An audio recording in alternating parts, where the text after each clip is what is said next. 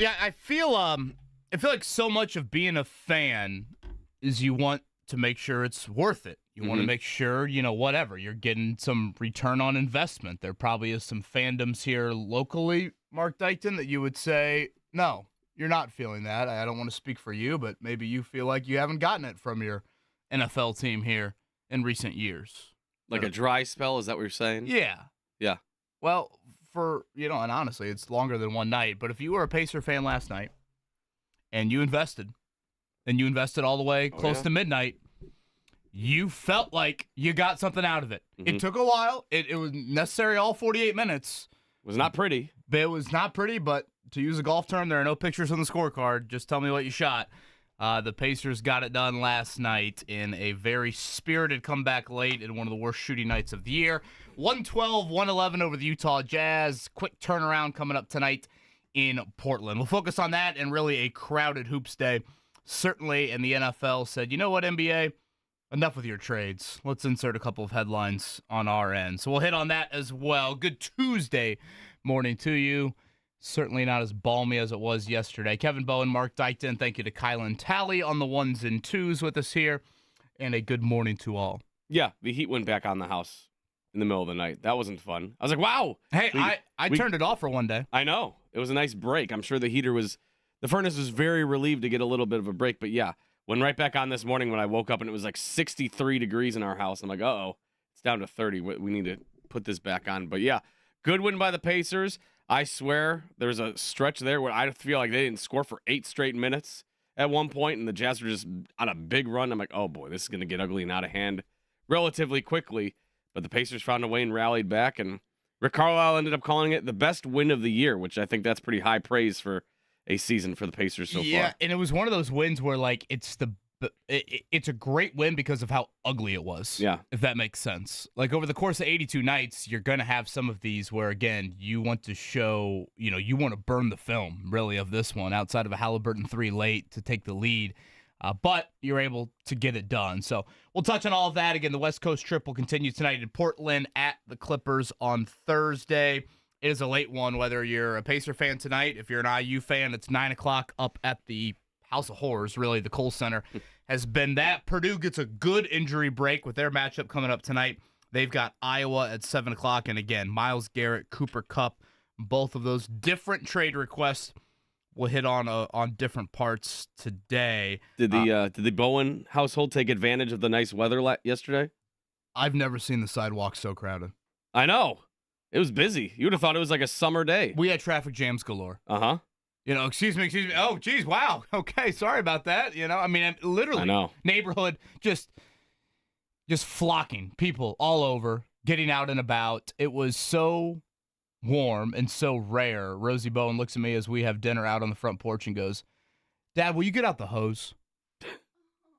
Want to start splashing around? She wanted the sprinkler on. Oh, man. She wanted to run around in the sprinkler. Yeah, my 5-year-old was like, is it June? I'm like, no, it's not June. Part of me was like, is this a little bit of my doing with the Speedo thing? If I was going to run around the circle, that would have been the Speedo, opportune time. Maybe that's Rosie saying, Dad, 62 degrees at 6:15 at night. Yeah, let's get out the sprinkler. Let it loose. Let's go. Yeah. We did not take advantage as much as we should have. We should have probably been outside a little bit more, but the girls were supposed to have ballet. Drove them all the way up there. Are you here for ballet? Yeah. Class got canceled today. Okay. Well, let's pack right back up and turn right back home. Class got canceled because of the weather? I don't know if it got canceled or the teacher had something up that we didn't get it. We didn't get very many details, but the girls were looking forward to it, and I packed them right back up, and we went back home. I hope you all enjoyed yesterday outside. Again, it was absolutely glorious. Unfortunately, it won't be like that the rest of the week. Get you set for this Tuesday. We are normally having Rick Carlisle on at 8. With them out west and traveling. Again, a back-to-back tonight for the Pacers. We'll push him to Thursday. So we'll get him NBA trade deadline morning coming up. Alex Golden will join us at 8 to talk about that, amongst other things. And again, the Pacers getting their 6th straight road win in 2025. Mike Chappell at 9. It is Super Bowl week, of course. It is also Hall of Fame week. Reggie Wayne and Adam Vinatieri both on the ballot. You and I talked about this a little bit yesterday. Thursday, We're going to have Marlon Jackson on the show. Mm-hmm. And I would like for that show to be a Super Bowl run memory show. I like it. We have talked a lot about the current state of the Colts. Mm-hmm. Not very close to a Super Bowl. It's been a while since we have celebrated January and or February success in this market. So let's turn back the clock a little bit. We could use some positive reactions for the Colts. It is so the Super Bowl anniversary. Turn back the clock. We will on Thursday, and so we will do that with Marlon Jackson. Ironically, Thursday night, 2 members of that Super Bowl team will find out if indeed they got the call from Canton, Ohio, in Reggie Wayne and Adam Vinatieri. So Mike Chappell, who's in the room for that Hall of Fame voting, he's going to join us coming up at 9 o'clock. Also, present-day Colts, and I'm not too surprised by this, but Chap had this over the weekend. It indeed sounds like Ryan Kelly will be testing the free agent waters. Mm-hmm. And again, I think kind of the writing was on the wall back in April when they drafted Tanner Bortolini in round 4 out of Wisconsin. So we'll chat with Chap here coming up at 9 o'clock. You have a pretty good relationship with Chap. You always say you sit next to him during Colts games. Any chance you think you can get a little nugget out of him today regarding the Hall of Fame vote? That dude's a freaking steel trap. Yeah. So you can't do any convincing. We'll see. He'll probably do the hey, if I... I'm blinking right now if one of them gets in, and then it's like, well, Chap, it's an audio medium. Uh-huh. I could see that. But that's just his tremendous sense of humor. We'll try. I do think one of the two will get in, and hopefully if one of the two get in, then we could have them maybe on the show coming up Friday morning. So we'll get you set for all of that. Again, last night in Utah, the Pacers get it done. If you went to bed really at any part of the game, there's no way you're waking up thinking you saw a winning box score, but that's what you got. Huge run late. Things that stood out to me, Mark. First off, a horrific night shooting the basketball behind the arc, one of their worst nights of the year. I thought Utah's just size got to them. Utah does start, really, probably 3 dudes over 6'10", and Lauri Markkanen and Walker Kessler and John Collins. I thought that gave the Pacers trouble. But T.J. McConnell, late third quarter, had one of those McConnell moments, and that, I think, provided a spark. The start of the fourth quarter wasn't great, but then they went back to the starters there midway through the fourth, and they just made enough. Really, it wasn't the prettiest looking thing, but just enough gritty plays, and none bigger than the stretch of Aaron Nesmith with a huge steal at half court, up to Tyrese Halliburton for a right wing 3. He hit that. That gave the Pacers the lead, and they were able to hold on from there. Again, 6th straight road win. They are now 2 games up on the final home court spot of the 4th seed in the East. Yeah, 4-game win streak now, looking pretty solid. They're depth got a little bit of a test yesterday, but Jarris Walker stepped up. Seems like Carlisle was very high on Jarris Walker. We got some sound from there that we might have to play in a little bit, that he's just really stepping into his role, and he's earning the trust of his teammates and coaches, which is what you like to see, especially with the top 10 pick and a young guy like that. Obi Toppin looked pretty good. Kind of an off night for Benedict Mathurin again, your boy. I don't know if the statue's on pause yet, or if we're still... it is. Yep. Mm-hmm. Yeah. Certainly. But they got the win. It wasn't pretty, but a win is a win at the end of the day, and it was another solid effort by the Pacers. We always do this trade deadline week. We always overanalyze every little game right before the deadline. If you want to do that for last night, it was yet another reminder of the importance of Miles Turner. I mean, Thomas Bryant was awful. Yeah. Through the first 44 minutes. I mean, awful. If you watched the game, you thought he might have been throwing the game. at one point he's yelling at Mathurin. He gets teed up. He's yelling at Mathurin for Mathurin's trying to hold him back a little bit. It was quite awkward. But yet with Miles Turner dealing with an ankle issue, it sounds like day to day on that. They had to go back to Bryant, and then he was terrific in the final few minutes. It was like they're like, hey, the game started. Oh, okay. And then the light switch went on. He had a couple big buckets down the stretch with that one. And yes, Mathurin was struggling. They went with Aaron Nesmith to close out a second straight close game. That is something I think to probably, keep an eye on. And the Pacers were able to get it done. Portland also played last night. They went into overtime. So as we look ahead to tonight, ironically, we get a couple games here in our market where the team and this venue don't go hand in hand. The last time Indiana won at the Kohl Center? It's been a while. I'll say I was childless, so I will say... Well, I would hope. I don't know science, but I'm not sure you could have produced a child in this year. I will go back into 2000 and probably even earlier than that, 1996. Kylan, what year were you born? 1999. 99 for Kylan. Okay, a diaper on Kylan. 98. Oh my The last Jesus. time Indiana's won at the Kohl Center. The last time the Pacers have won in Portland, and I should say non-COVID. 2019. Is it 2007? I need to double check that. You said pre-COVID, so I just went a year early. I'd go not early enough. 14 straight losses for the Pacers in Portland. Portland has won 8 of 9. Now, again, they won in overtime last night. Mark, their starters last night played 41, 42, 42, 44, and 45 minutes. Pacers starters, 22, 26, 30, 33, 34. So if you look at the back-to-back, yeah, the Pacers got on a plane. Obviously, that's different. But still, that is one thing to point to as these two teams will meet tonight. This is a little later, right? 10 o'clock tonight? I believe so. So you got that at 10, Indiana, Wisconsin at 9. Mentioned Purdue getting an injury break. Owen Freeman, Iowa's young big man who's been a really consistent scorer for them throughout his career, especially this season. He is out for the rest of the season. So when I saw that Purdue line, them favored by, I think it's 7.5, I'm like, oh boy, that's a big number on the road. Iowa's not horrific. I mean, they're not great, but that was a big number that stood out to me. Purdue will get that injury break tonight. So 7 o'clock, Purdue and Iowa on Peacock. 9 o'clock, Indiana, Wisconsin, also on Peacock. Pacers, Trailblazers at 10. Busy night in hoops. But I think the Pacers have probably struggled because that Trailblazer Stadium is ugly. I don't know if you've ever seen it. I've actually been there. Yeah, I've seen it. It's hideous. It looks like a warehouse. I'm like, wait, the NBA Trailblazers play there and do a double take. Indiana, my senior year at IU, they won their first 2 games of the tournament there. They beat New Mexico State, and then Will Sheehy hit a baseline jumper to beat VCU to go to the Sweet 16. Yeah, I spent a lot of time in that arena. Yeah. Used to be called the Rose Garden. There's no chance it's called that anymore. Moda Center, I think now. I believe. Checks. Last time I was there was Moda Center. Myles Garrett, Cooper Kupp, 2 very decorated resumes right there. I think 2 different stories, though, if you had to break them down individually. We'll hit on both those, but it did feel like the NFL for one day. Mark Dykton said, hey, can we enter the fray a little bit? Yeah, the NBA kind of stole the weekend as far as headlines, and the NFL's like, well, we're not used to that. Let's get those right back. So, yeah, those 2 notes that we'll get into there because there's a media day at the Super Bowl yesterday.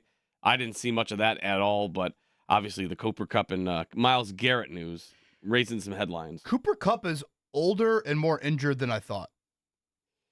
Yeah, he's been banged up quite a bit lately. And with wide receivers, I forget which Colt wideout we did this exercise with. You know, it was probably within the last 5 to 6 years. They hit that age mark, and boy, it goes. And Cooper Kupp is hitting that age this offseason. And I guess I just didn't really realize he was that old until I started to do a little homework yesterday on it. The Rams have informed Cooper Kupp that they will be trying to orchestrate a trade for him, whereas Myles Garrett has told the Browns that he would like a trade. Now, one thing to note on the Browns front, their general manager, Andrew Berry, is a longtime Colts executive, mostly in the Polian years, a little bit of the Grigson era as well. So there is some familiarity on that front, but we shall debate that coming up a little bit later here. Yeah, I'd be really curious to see if they both get moved, what trade packages for both of those guys look like. Because like you said, Cooper Kupp has been injured and old, and Myles Garrett, he's one of the premier pass rushers in the league, but you know, you're going to probably have to really blow away the Cleveland Browns if you want to get him because they seem like they're pretty dead set on trying to keep him and making it work. I'm going to throw some Super Bowl props at you today. Please do. This isn't just Gatorade color. No, but it's, you know, kind of down that path. Which team's local delicacy will be said or shown first? Oh. You go in Kansas City barbecue, you go in Philly cheesesteak. Ooh, I feel like that's going to be based on which offense gets the ball first. I will go Philly cheesesteak. Philly cheesesteak minus 300. Okay. So the definite favorite. Kansas City barbecue plus 200. Okay. So I mean that's a $10 bet to win $20. I feel like there's more like, you know, the names of the Philly cheesesteaks. Yeah, like they're Pat more Gino's. Here's a live shot from Pat Gino. Tom, you ever had a steak from Pat or Gino? Yeah. Like I don't know the marquee premier Kansas City barbecue joint. Like maybe Andy Reid has mentioned it in a press conference before. No, Andy Reid's a cheeseburger guy. Come on now. Like Andy Reid's an everything guy. Who are you kidding? He probably is. Just to try to put that into perspective, Pacers are -5 tonight, 5-point favorite, -210. So think of it of like a little bit more than a Pacers favored win tonight in Portland. That's what the Philly cheesesteak will be. That is the voice of Mark Dykton, Kylan Talley, again on the ones and twos for us, and we got you covered here on what is a busy Tuesday morning. Chillier than it was yesterday. Back to reality. It was the tease of Monday. Hope you enjoyed it. Thanks for spending this Tuesday with us. This is the Wake Up Call right here on 93.5, 107.5, The Fan.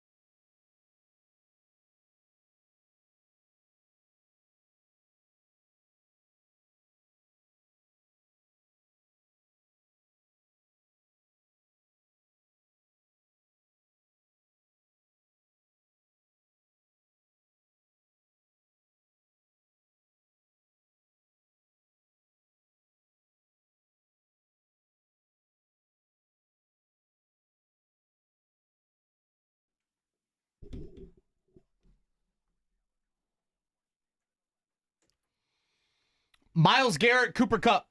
Two big NFL names could very well be on the move soon. How does this impact the Colts? We'll touch on that coming up here in a few. Mark Dykton, it was a grind. Pacers fans, you deserve, honestly, an ice bath after having to watch that last night, but you got the reward.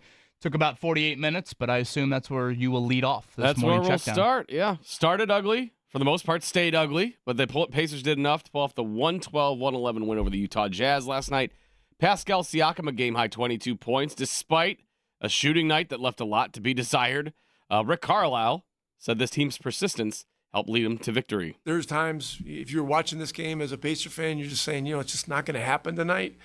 And our guys just kept hanging in. We just kept saying, hey, let's just keep trying to hang around, give ourselves a chance. We're down 12 with 6 and whatever it was, and guys were still upbeat. And Toppin hits a 3, and Tyrese hits 1 or 2 threes, and a lot of good things started happening, and we made a heck of a run. And it's one of the best wins of the year considering the circumstances and how we shot the ball. But we turned them over a lot, and that was also a big key. 4 straight wins now for the Indiana Pacers. They get right back to it tonight when they visit the Portland Trailblazers. Tip off at 10 o'clock out west. There. It's funny when Rick says consider the circumstances, he really means they played so poorly. Yeah. Like, it's not like, yes, Miles was out, but it's not like they had a slew of injuries or it was the second night of a back-to-back, but yet they were able to get it done. The big sequence, Nesmith with the steal at midcourt. They're down 1, throws it ahead to Halliburton, right wing 3 with about a minute to go. And then from then, the Pacers really made all the plays necessary down the stretch. As Mark said, Portland tonight, 5-point favorite. The Pacers are in a place that they haven't won with fans in the building in years. You going to make stay awake for this one tonight? Well, so that's 10 o'clock, so that means 12:30. I'm going to need a nap today. I know. This is the nap week. Yeah. And again, I get that, 98% of our audience is like, yeah, man, I don't work a job that, offers me to nap. But, yeah, this is a nap week. Yeah. If you can get one, get one. I'm not a very good napper. I try to be. It's hard with kids. Unless they can go down and fall asleep too. I know. Really rough. You got to pull off the hay. You got to hope the wife. Will you please go to sleep? And then, hopefully I can get a little shut-eye here. Speaking of naps, you're going to need it if you're an Indiana Hoosier fan, although you might just want to nap through the game with how this season has gone. But nonetheless, they have got Wisconsin tonight, 9 o'clock on Peacock. It is 19 straight losses in the Kohl Center. Indiana, an 8.5-point underdog. Noah Eagle, Robbie Hummel on the call of this one. I'll be curious, any starting lineup changes for Indiana? Do you see Galloway, Leal, Luke Goody in the starting lineup? Would that mean Miles Rice shockingly to the bench, considering how much money he's racking in this season? That'll be something to keep an eye on. 7 o'clock on Peacock, it's Purdue. They bumped up to number 7 in the polls. They are a 7.5-point favorite. As mentioned in the opening segment, Iowa without Owen Freeman. He averages 16-7 for the rest of the season. He's been a really nice big man for them. So Purdue, it's kind of a handle your business week. Iowa on the road, USC at home. They're not the flashiest games. Next week, you're at Michigan, then you've got Wisconsin, then you're at Michigan State. But, this is just handle your business, maintain pace in what is looking like a crowded top of the Big Ten with the 2 Michigan schools. Just important for Purdue not to have that emotional hangover. Yeah, it'll be curious to see if they can get it on track. Shouldn't falter, but stranger things have happened. NFL-wise, Super Bowl Media Day was yesterday. That was the clown show it usually is. The most notable stuff is not at the Super Bowl. That was that Myles Garrett of the Cleveland Browns has requested a trade from Cleveland. We'll see if that gets honored. I can only imagine the trade package that's going to cost. And then the Rams have informed Cooper Kupp that they're going to do everything they can. They're going to move heaven and earth to get him off their roster. So Cooper Kupp says he's motivated. He's highly motivated to, land with a new squad. Where that is, I don't know. But those are 2 interesting players that are going to go to new teams eventually at some point. Last 2 items on my end, Mark. 76-year-old Leonard Hamilton. He is going to announce tonight, or I guess he has announced, but we'll share more on it, that he will step down at the end of the season. He is obviously the head coach of Florida State. I cannot believe he's 76. I swear. I look at him and think looks younger than me. They are currently, have struggled lately, the last couple of seasons, but he currently is being sued by some former players for an NIL investigation. So welcome to today's day and age of college athletics. So obviously we've seen some older coaches, especially in that conference, the ACC, step down here recently. Leonard Hamilton will be the next to do so. I always think about Florida State. They're kind of like, Obi Toppin's Dayton Flyers were like this. What would have happened during the COVID year? Mm-hmm. Florida State was a 1 seed during that NCAA tournament, or in all likelihood going to be a 1 seed. So that news yesterday. And then you were one of the 70,342 inside of Lucas Oil Stadium on Saturday. The Royal Rumble. WWE announced the largest gate for any single night event in WWE history. They also said the highest grossing event, which I guess is the most shocking thing, grossing wise. But the attendance number, 70,342. Those road signs are still up. I would like to get one of those if I can. I've still seen they haven't taken them down. I don't know if yet. I'd encourage you to do that. Well, they had the Taylor Swift ones. Now they got the WWE. I would like one. If they're just going to leave them up there, I would like one. Or 2, or 5, or all 23. They really should, auction those off. They should. I would say donate the money to charity, but I probably realize the other part of me says, how about donate the money to, filling potholes? Yeah. So I don't know what they did with the Taylor Swift ones. I don't know what they're doing with the WWE ones. Which WWE sign would you like? Oh, give me the CM Punk one, the best in the world Boulevard, or whatever it is. Can I get the Otis one? Did Otis go up? I don't think Otis got one. He wasn't even on an alley? No, I don't think so. He didn't get the back alley behind us where I'd my have to car look. got towed that one morning? I don't think I saw the Otis one. I feel like I saw most of them. Ultimate disrespect to Otis. That's the voice of Mark Dykton. I'm Kevin Bowen. Kylan Talley with us here on this Tuesday morning. Reminder, Alex Golden talking Pacers and the trade deadline. We are a little over 48 hours away from that. He'll join us at 8. Will the Colts have any Hall of Famers in 2025? Mike Chappell on at 9 o'clock. Myles Garrett, Cooper Kupp. What should or will the interest be for the Colts? We'll hit on that on the other side. Thanks for spending this Tuesday morning with us right here on the Wake Up Call.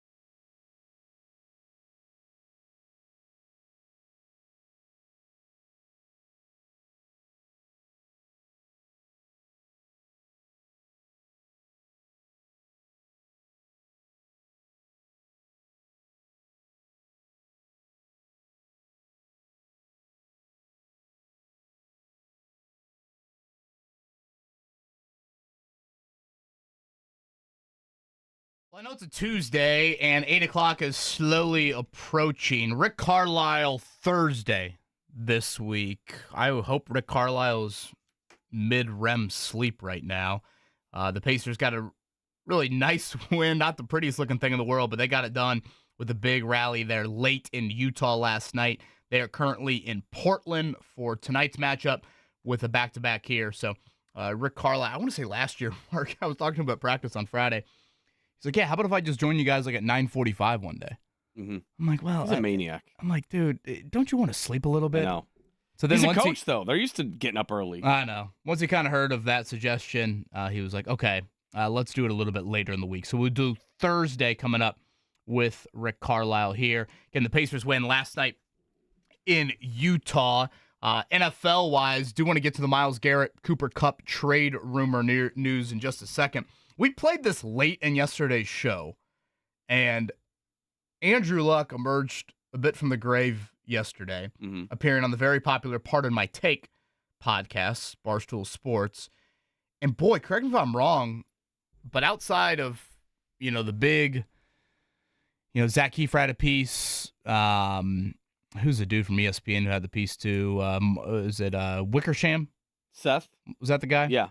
He did a big piece on it. We haven't had, many tell-alls from Andrew Luck. And I don't know if you would call, the whole interview a tell-all, but it was a long interview. I mean, it was 45-some minutes. My favorite part was him mimicking a snap count.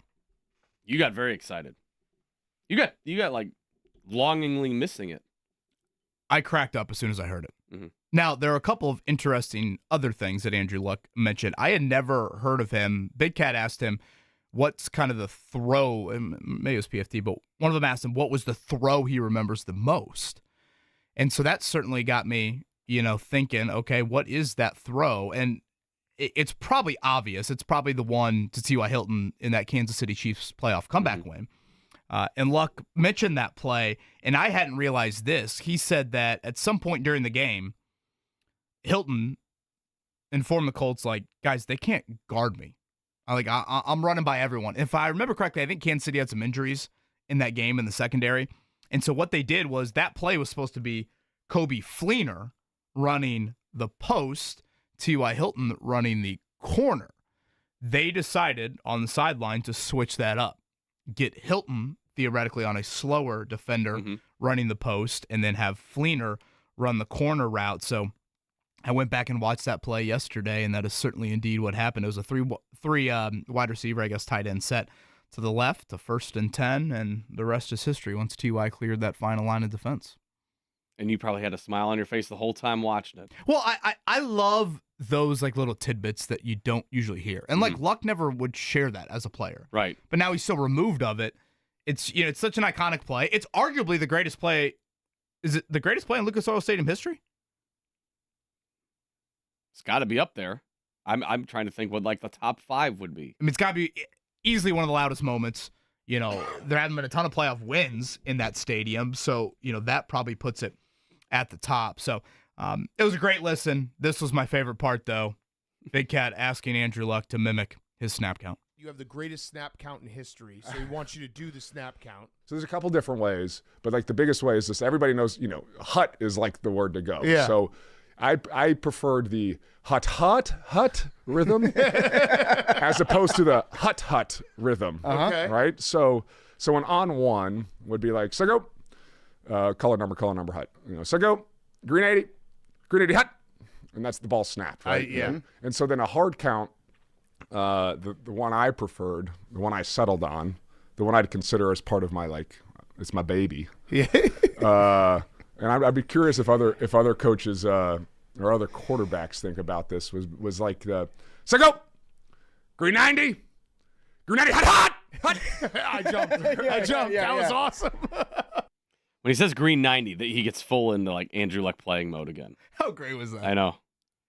I mean, I love it. That was my favorite part. And I listened to that, thought to myself, you know what? I hope Rosie Bowen finds someone she loves as much as Andrew Luck loves his snap count. My favorite part He called it his baby, Mark. I know. Don't you want one of your daughters to find someone that they love as much as Andrew Luck loves that? My favorite part of the interview was they mentioned later in the interview about the whole retirement thing and everything like that, and they said, Did you ever apologize to O.J. Simpson? Because if you remember, O.J. Simpson was all up in arms because he drafted Andrew Luck and was on his can't cut list, and they said that's a good place to be for O.J. But the fact that he couldn't cut him after he drafted him and everything like that, and Andrew, I don't know if he was just being a prankster, but he was like, I don't get the reference. I don't understand what the joke is. I'm like, come on, Andrew. Yeah, Come on. There were a couple times Come on. where the Barstool humor, Andrew Luck, I think he acknowledged it, but didn't want He to tried to truly skirt past it, yeah. acknowledge any of that. Again, Super Bowl week is here. Mike Chappell joined us coming up here at 9. We'll see if Reggie Wayne, former teammate, of course, Adam Vinatieri, former teammate, if either of them will get the call into Canton. There's no debating, Mark, and he will not have to wait at all. Whenever it's time, Myles Garrett will be a first ballot Hall of Famer. Without question. He has been a stud, maybe a little bit of a slow start, but this is what everyone anticipated in his career. Just to set this up, Myles Garrett requesting a trade yesterday. He's 29 years old, Mark. He's been a first-team All-Pro 4 out of the last 5 years. He's only missed 2 games in the last 4 years. The sack numbers, 16, 16, 14, and 14. Are the Colts in a position to make such a move?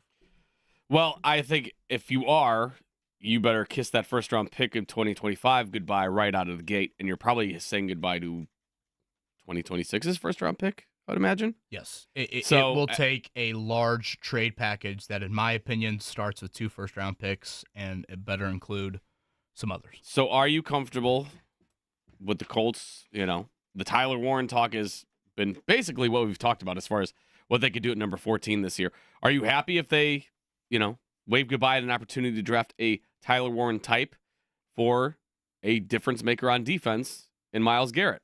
Would you be open to that? I'm asking you out loud because I don't know. I don't know what Colts fans would think if they think that that's something they're interested in, or do they think that that is a move that you make if you're more in a position to win right now? And I don't know how many Colts fans actually believe the Colts are in win now mode. Well, and I guess this is where you get in the difficulty with NFL trades. You don't see a lot of NFL players request a trade publicly like this. This is different than the NBA.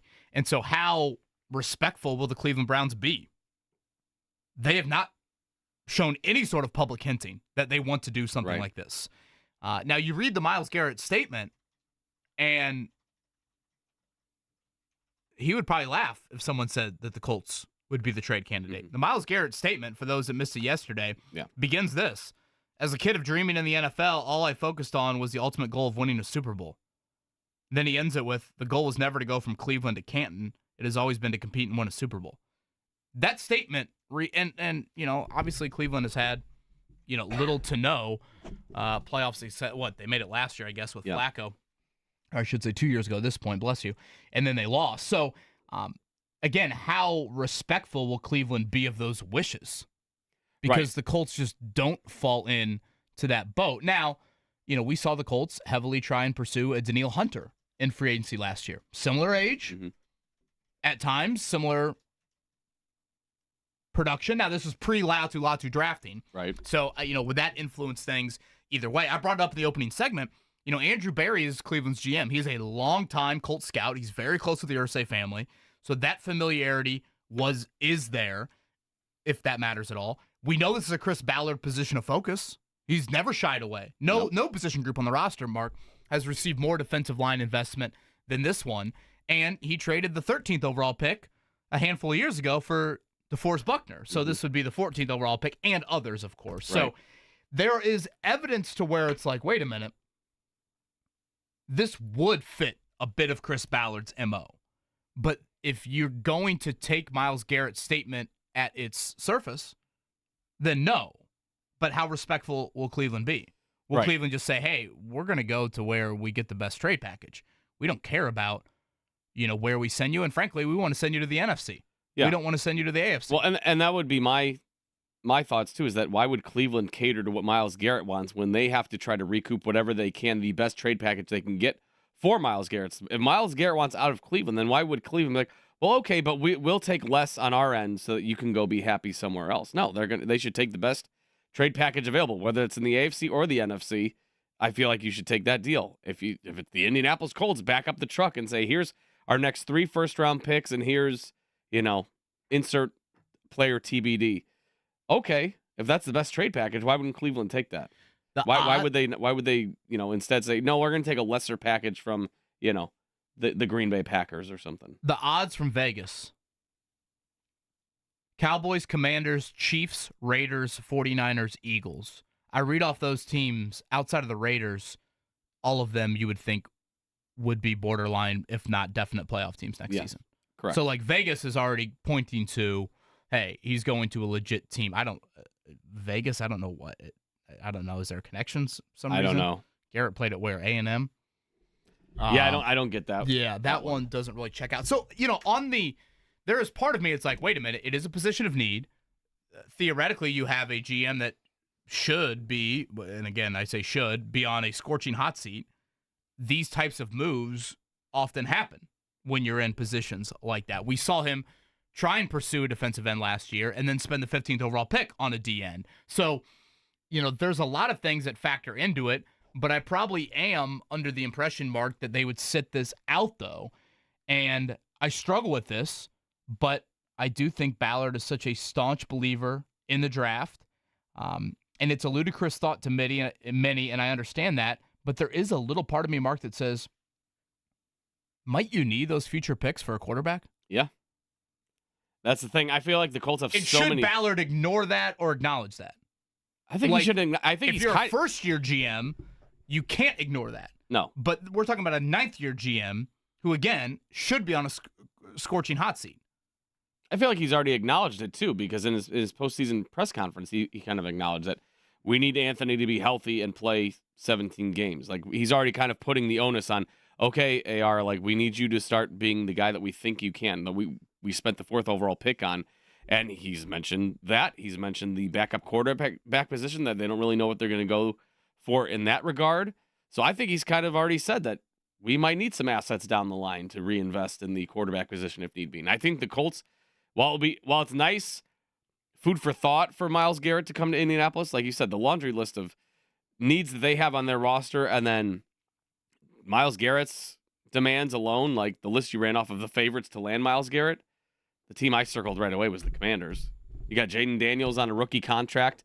You've got a defense that got torched in the NFC Championship. You want to talk about a difference maker that could make an impact on a team that's up and coming? It would be Myles Garrett to the Washington Commanders. 2 years left on his deal. In all likelihood, he would probably want a new deal, so you have to think about that.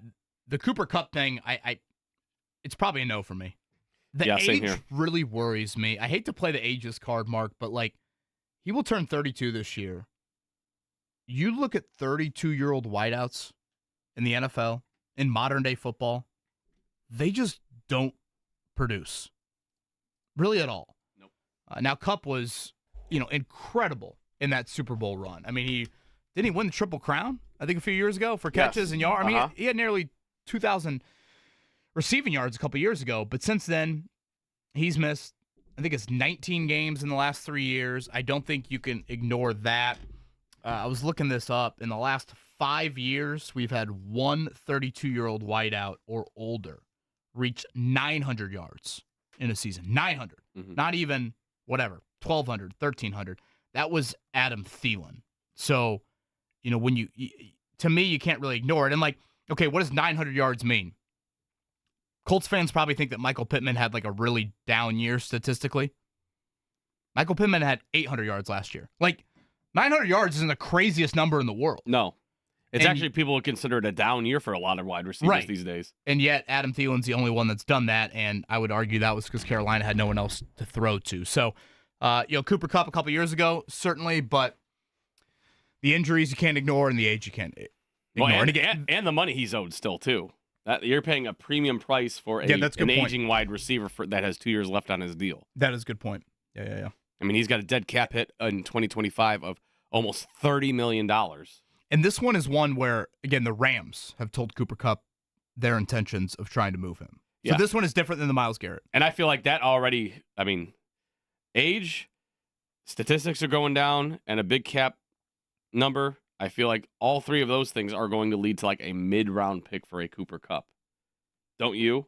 Like, that might be a draft day situation where Cooper finances is a good point to bring up of like, it's probably whatever that looks like headline-wise whenever it happens, people are going to be like, wait, what? Cooper Kupp went for like a 4th-round pick? Yeah, but it's taking on that salary. Yeah.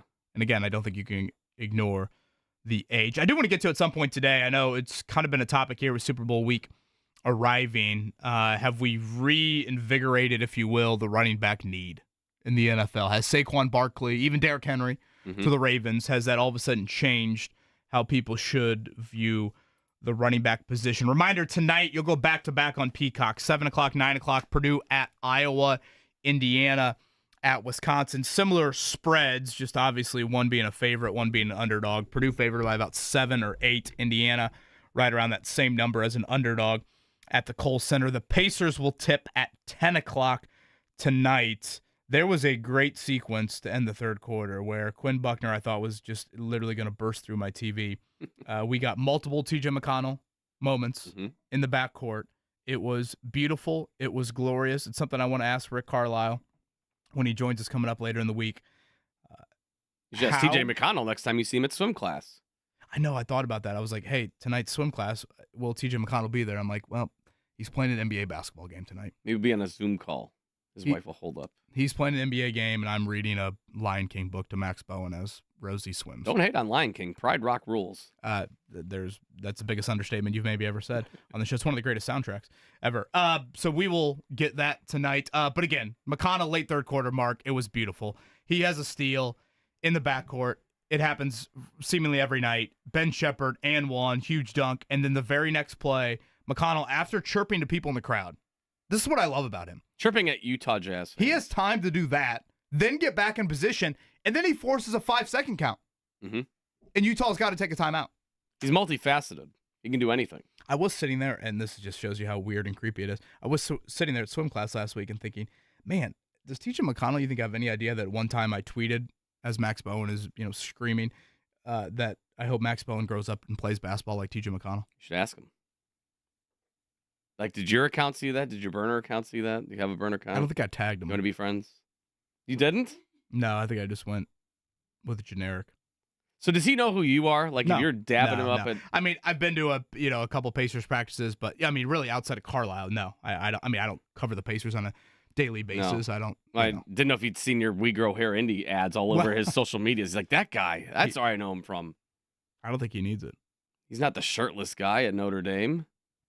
That's Kevin Bowen, We Grow Hair Indy star. Yeah, I don't think that thought's ever crossed his mind. Not once, no. No, not He's at all. just thinking you're a random dad. Ugly from the Pacers last night, but it is a W, and that is all that matters. They had issues with Jordan Clarkson. They had issues shooting the ball from behind the arc, but they got it done in the final few minutes. So that is now 6 straight road wins. Are they 8 games over 500? Is it 28-20? I think that's right. I have to look. I believe that is a 2-game lead in the Eastern Conference 4th seed race right now with the Milwaukee Bucks. Yeah, they're 28-20. They've got the Trailblazers tonight, so impressive from Indiana last night. Yeah, very good. They've stayed hot, and that's good to see. And, these West Coast trips are always kind of taxing on not only body clock and everything like that, but Pacers are getting it done, and they've got, they're playing lesser teams, so you would hope that they don't really falter too much, and they can kind of make hay while they can and kind of climb those standings. So far, so good. Yeah, and going. we probably should acknowledge they called a breaker. Now, Turner didn't play due to an ankle injury. Basically, Rick Carlisle said he kind of stepped wrong Saturday night against Atlanta, played through it, woke up yesterday, wasn't feeling great, so he's day-to-day. Colin Sexton did leave the game early last night, so that was a break the Pacers caught. But for long stretches, it looked like they'd start off that West Coast trip with a loss. So, again, tonight in Portland had an overtime game last night. And then Thursday, it will be the Clippers. That is the latest game of this 4-game road trip, 10:30. And then Saturday at 4 o'clock. Very odd start time in L.A. We'll see about. Did you see anything about Luka making his debut? I have not, no. Not yet. So we'll see if Luka Doncic makes his debut coming up on Saturday. That's the voice of Mark Dykton. I'm Kevin Bowen. This is the Wake Up Call. Good Tuesday morning to you. A little bit chillier, certainly, than it was yesterday. Alex Golden on the other side. Trade deadline coming up. What should the Pacers do? We'll talk with Alex about that next.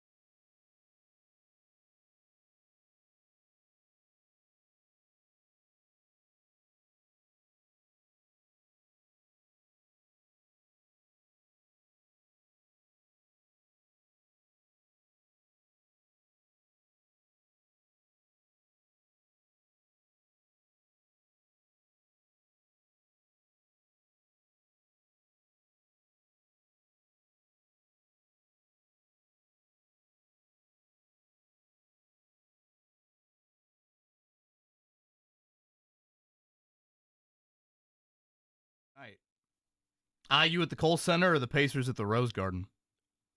The Pacers against the Trailblazers. Well, you answered that emphatically. Well, they're playing better. The Trailblazers stink for the most part. Hey, they've been good lately. They've been good, but They look 1-8-9. I don't know. I'm debating if I should do like an all Indiana parlay today. Get the juices flowing ahead of the Super Bowl. I'm glad that's your money and not mine. I know. I'm currently looking up the box score the last time the Pacers won in Portland. Alex Golden joins us now. Alex Golden, you want to take a guess at the Pacers starting lineup the last time they won in Portland? Oh, good grief.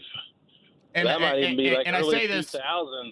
and I say this with fans in the building. They did win during the COVID year. So the last time they won with fans in the building in Portland, I mean, I think 5 names that I would venture to guess we've had a human being wear a jersey inside a Gainbridge Fieldhouse this season for each of these 5 players.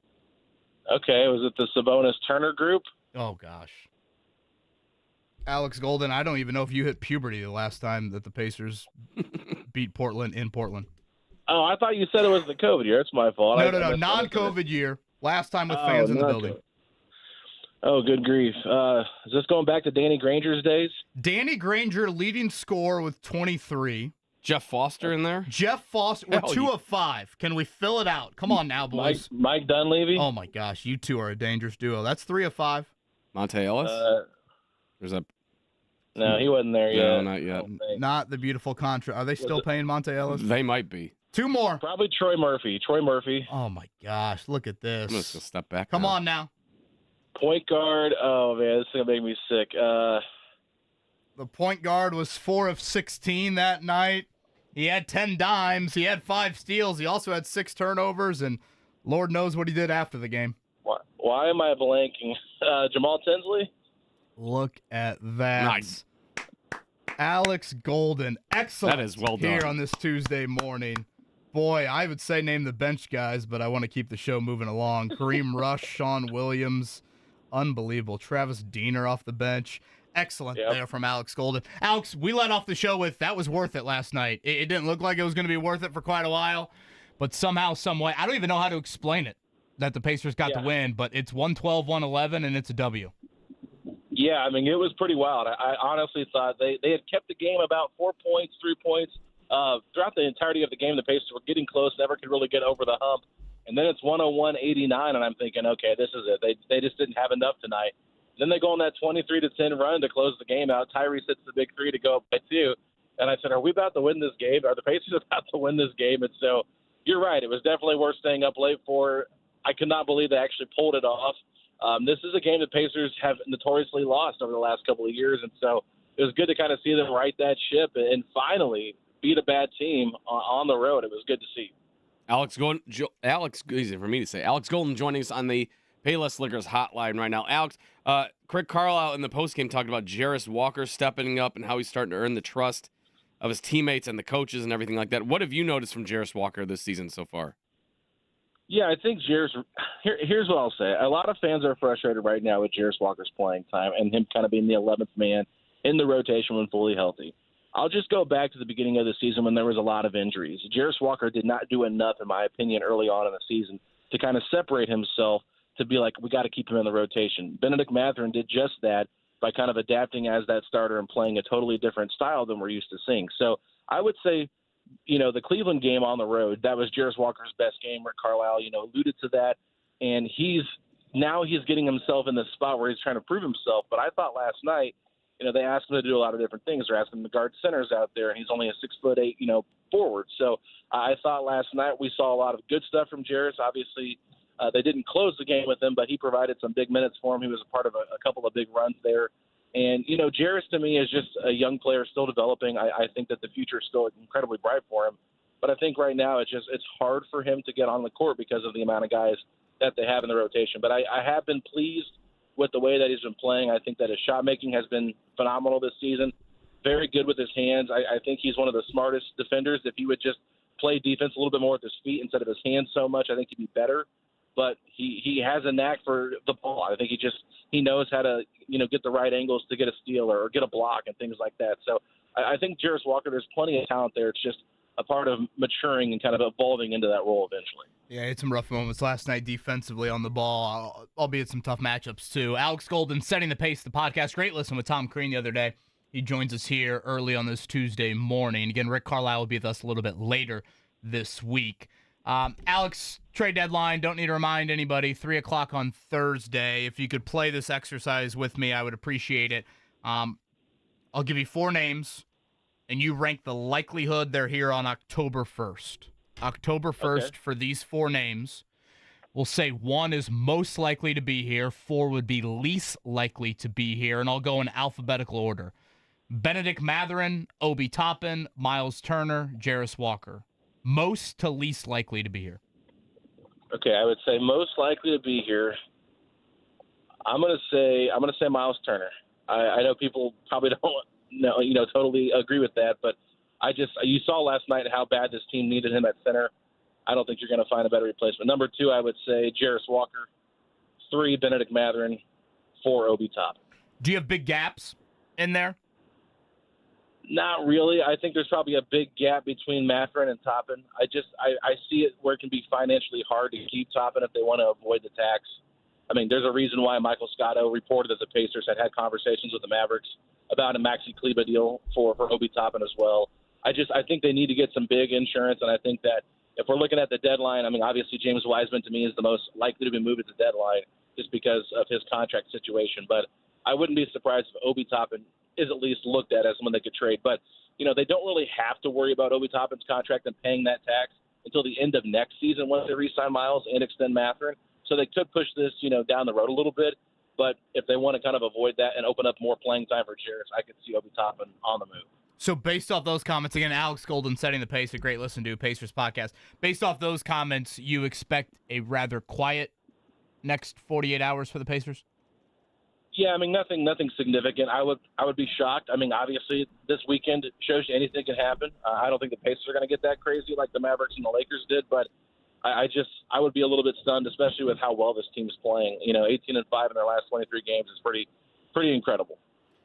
He's Alex Golden of Setting the Pace. He joins us on the Payless Liquors hotline. Not only did he not like Jey Uso winning the Royal Rumble, but I would like to get his thoughts on Luka Doncic, the AD trade, and De'Aaron Fox trades. Which ones stood out the most to you, and what the hell were the Mavericks thinking? Yeah, this is going to be one of the craziest trades in NBA history, if not the craziest. And we talked about it on our podcast a little bit, and I said, even if the Mavericks win a championship in the next 2 years, this is still a terrible trade from Dallas. And here's why. I mean, I get Anthony Davis is a gifted player, but he's 31 years old, going to be 32. He's only got 2 years guaranteed left on his contract. And you're talking about Luka Doncic, a guy that has made 5 All-NBA teams, more than Steph Curry already has at just the age of 25.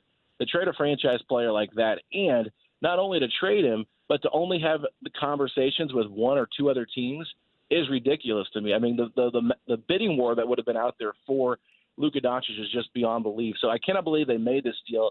You can make the case that Anthony Davis at his peak and being a two-way player is better than Luka now. I would disagree with that. But if somebody wanted to make that case, I could listen to it. I could understand it. But if this was, Anthony Davis 5 years ago and this deal happened, okay, maybe it makes a little bit more sense to me. But I was just flabbergasted by this. And then moving on to the Kings trade with De'Aaron Fox. I mean, we knew that De'Aaron Fox was wanting to get out of there. And I thought that, once again, San Antonio, they're very smart with what they did. They went out there and they got Chicago involved. They said, look, you give the Kings Zach LaVine. We'll give them pretty much a lot of bad first-round picks except for this 2031 from Minnesota. We'll give you your pick back that you're already going to get back, and we're going to get De'Aaron Fox and keep all of our young core. The Spurs absolutely just fleeced every single person in this trade. I mean, I know the Kings feel like they got a decent return for Fox, especially knowing he was out, but they're basically just rebuilding the Chicago Bulls in the Western Conference. So we'll see how that plays out over the next couple of years. But I just felt like this was a massive move for San Antonio. I do like De'Aaron Fox a lot. I think that what he brings skill set-wise is going to be beautiful to watch next to Wemby, and then keeping all that young core together. The Spurs look like a team that could be, them and the Thunder running the Western Conference in the future for the next, decade plus. And so I think that's really interesting. So I applaud the Spurs. I think that the Kings kind of made the best out of a bad situation. And Chicago, I have no idea what they're thinking. But once again, Chicago. They're not. They're just always the team that you want to trade with because they always make bad moves. Mm-hmm.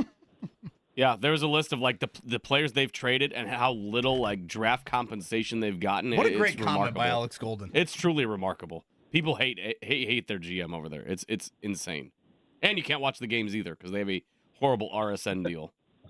Oh yeah. Alex Golden. Who wants to watch them? Who wants Nobody. to watch them? I mean, honestly. Alex Golden setting the pace with us here. Trade deadline coming up on Thursday. Last one for me. Maybe no one cares about it. You expect any non-Pascal Siakam Pacer to be competing on All-Star Weekend? Tyrese back on the three-point. I don't know. Anything dunk-wise? I know no one's in the Rising Stars game, but.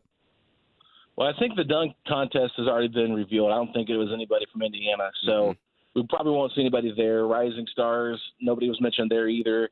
I think Zach Edey, Trace Jackson Davis were part of that, so there's some Indiana connections there. But I wouldn't be shocked if Tyrese did a three-point contest, but I don't necessarily think he will. And I think it might be good for Tyrese just to get some time away from basketball for a little bit. He's had a pretty busy year last year, so I think having a week off might be good for him. I would greatly agree with that. Alex, what's on the schedule for you this week, setting the pace-wise? Oh, just a lot of trade deadline coverage. We did 2 episodes last night, so if you're looking for a recap against the Jazz, we got that episode out for you. And then we also had Keith Smith from Spot Track on. Does a great job breaking down salary cap stuff and looking at the front office and free agency stuff. So had him on as well to kind of just talk about what could happen, what's already happened. And then, of course, we'll have more game recaps for you as the Pacers have a pretty loaded week with a busy West Coast road trip. It was a late night. We appreciate you waking up with us, Alex Golden. Thank you, sir. Yeah, it's an honor to be on the Rick Carlisle time slot here on a Tuesday morning. So probably not as great of insight as Coach, but I do appreciate you guys asking me to talk Pacers during this time. Well, I would beg to differ. Maybe slightly less snarkiness from. Maybe a little bit, but I mean, Rick's got some insight that I don't have. So, at least we could talk trade deadline. I don't think Rick would have talked with that too much about it, the trade deadline with you. Alex had snark on Saturday with the Royal Rumble. He had some snarky tweets. Yeah, I did. Should I ask Alex the question that I asked you yesterday? Go ahead. Yeah. Okay, I asked Mark Alex on a 1 to 10 scale. How big of a WWE follower are you? Okay, so right now I'm probably like a 2. I used to be really into it before I got married. I watch it occasionally to know enough. So I'm not that big of a fan anymore. I just don't have time for it. But I used to watch it a lot, so I kind of know who people are that have been around for a while, but some of these new people, I have no idea who they are. So. Okay, well, 2 things. One, your wife should be very appreciative that you have put WWE on the back burner and put her on the front burner. I'll start there. And then 2, Jey Uso would be the NBA equivalent of who or what team winning the World Championship? Oh, that's a good question. Oh, man. I mean, I know he's had a big run the last year. They've been really kind of pushing him a little bit. Compared to the other stars out there, this is a bad. I don't have a good analogy for this one. I'm sorry, KB. I don't really know. I think this is better for Rick Mark. Carlisle would give us an answer. Would Rick Carlisle even know who Jey Uso is? I don't think Rick Carlisle would have a clue. Weirdly, he probably does. You know him. He's got so much random. Mark, you want to chime in on an NBA equivalent? Would it be the Pacers? Is that dumb? Yeah, I mean, yeah, I could see that. I'm trying to think who else it could possibly be. So Cena is what? Cena's LeBron on his Cena's last the Lakers. run? Cena's the Yeah. Celtics. Yeah. Okay. And Uso is who?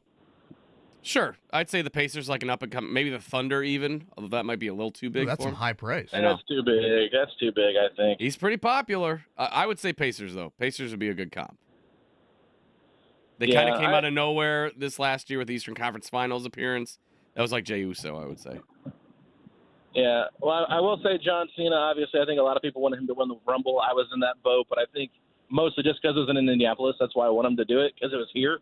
But I think he'll probably win the Elimination Chamber. I don't know how you feel about that, Mark, but I will just say this. I was listening to Kevin do his We Grow Hair Indy, and I've been seeing some memes of John Cena balding. Maybe you guys could hook a brother up with some We Grow Hair Indy advertisements. He's got all the money in the world. He knows what's going on back there. I will He's get just right choosing on that, not to. Alex. Mr. Cena, I will get right on that. He did not wake up Fletcher the other night chanting Yeats. He is Alex Golden. Setting the Pace is the podcast. Alex, thank you, sir. Oh, yeah. Thank you all so much. Good talking with you. Trade deadline coming up Thursday at 3 o'clock. There you I'm go. a little nervous about Matherin. I feel like you should be a little more than just a little nervous. I feel like he's kind of regressing. Well, he definitely. And we're has not seeing the growth we thought we would. Well, yeah, I would push back a little bit. I think he has had lately. Aaron Nesmith has taken his minutes late game, and I get that. I mean, Rick Carlisle, I think, has probably made smart decisions, especially last night. I thought, how much of Saturday played into I don't know a little bit of a minutes crunch with him returning from the illness. I think he's too crazy. You need that though for a lot of NBA Yeah, teams. but he is really crazy. I know. I mean, that is edge and edge and edge is what he has. So, again, do they feel like this is the time to make one of those moves? I mean, he's still in the starting lineup. He's still playing important minutes. Again, I mean, he had a nice scoring night the other night. But I'll be interested to see if they go through this deadline with nothing. Yeah, I don't know if they're going to pull the trigger on anything. It's been such a roller coaster season. I know. And seemingly they have it figured out. But, is there another dip there? Is there another, you also have to acknowledge this is an opportunity. Mm-hmm. And these opportunities for, 2 lottery picks that you aren't over-reliant on in Matherin and Walker, yet still could get you some value. How do you view that? Obviously Turner's the expiring deal. I don't expect anything there, but anytime you have an expiring contract and a player that's a quality player, not making a ton, you have to listen to things. And then Toppin. Alex brought up that Toppin's name was thrown around. I mentioned I was at Pacers practice on Friday. Chad Buchanan and Obi Toppin were having a lengthy conversation. Mm-hmm. I'll be curious to see what happens. Thursday, 3 o'clock. If you had to put a significant wager down right now, your own money, that the Pacers either do or don't make a trade by the deadline, what do you say? I would say nothing of true substance, but I think the NBA has already said, here we go. Now what dominoes are off of that? I mean, what happened Saturday and Sunday has now reignited all of the conversations. Well, because I feel like them. The big thing is like, well, okay, who is an untouchable in the NBA now? If Luka can get traded at 25 years old, are there truly any untouchables in this NBA anymore? Probably the dude in San Antonio. That's it. Maybe, but I mean, I woke up on Saturday and I felt like I did like so many checks. Like, did I get hacked? Are these true? What I'm seeing these tweets? I know. I was like, I'm not this hungover. What am I seeing right now? I know, because my brother's like, did you see this Luka and AD thing? I'm like, what? And then I looked like, wait a minute, hold on. I need to I was citing sources like I was back in college. I mean, again. the last thing I heard Saturday night was, ooh, so. I know. That was the last thing I'd heard. I know. I was like, I know I was out at the Rumble, but I was like, I feel like I would have heard something, or I would have seen this somewhere, but I was just in such a state of euphoria. I didn't even see anything happen, and I woke up and I'm like, this can't be real. For our fans curious, Pacers fans that are Luka fans, Dallas is coming here on March 19th. Their lone appearance as the West Coast team, here. Now, the Lakers come here on March 26th. So just 1 week apart. I'm afraid there's probably not many dangling tickets out there for the Lakers game. I'm curious to see if you had what those are going to be going. A son or daughter that's a big Luka fan, and you had bought tickets to the March 19th game. Good news is the Lakers will still come here, but I don't want to act like that ticket's just all of a sudden sitting there. Yeah. But readily available. Something to keep in mind for those that are curious about that. Again, tonight, Pacers and Trailblazers. That is 10 o'clock. As we said, Portland has won 8 of 9. They beat Phoenix last night in overtime at home, so they didn't get on a plane. One thing to note, their starters, they only played 8 guys, by the way, last night, Portland. Their starters played 41, 42, 44, and 45 minutes. The Pacers starters last night, 22, 26, 30, 33, and 34. Secondary market tickets, by the way, for Mavericks Pacers, $18 gets you in the door there. For the Lakers game, at least 111. Wait, 111 is the cheapest ticket for Pacers Lakers? Yes. Wow. I'd be fascinated to know how much that climbed after the Luka trade.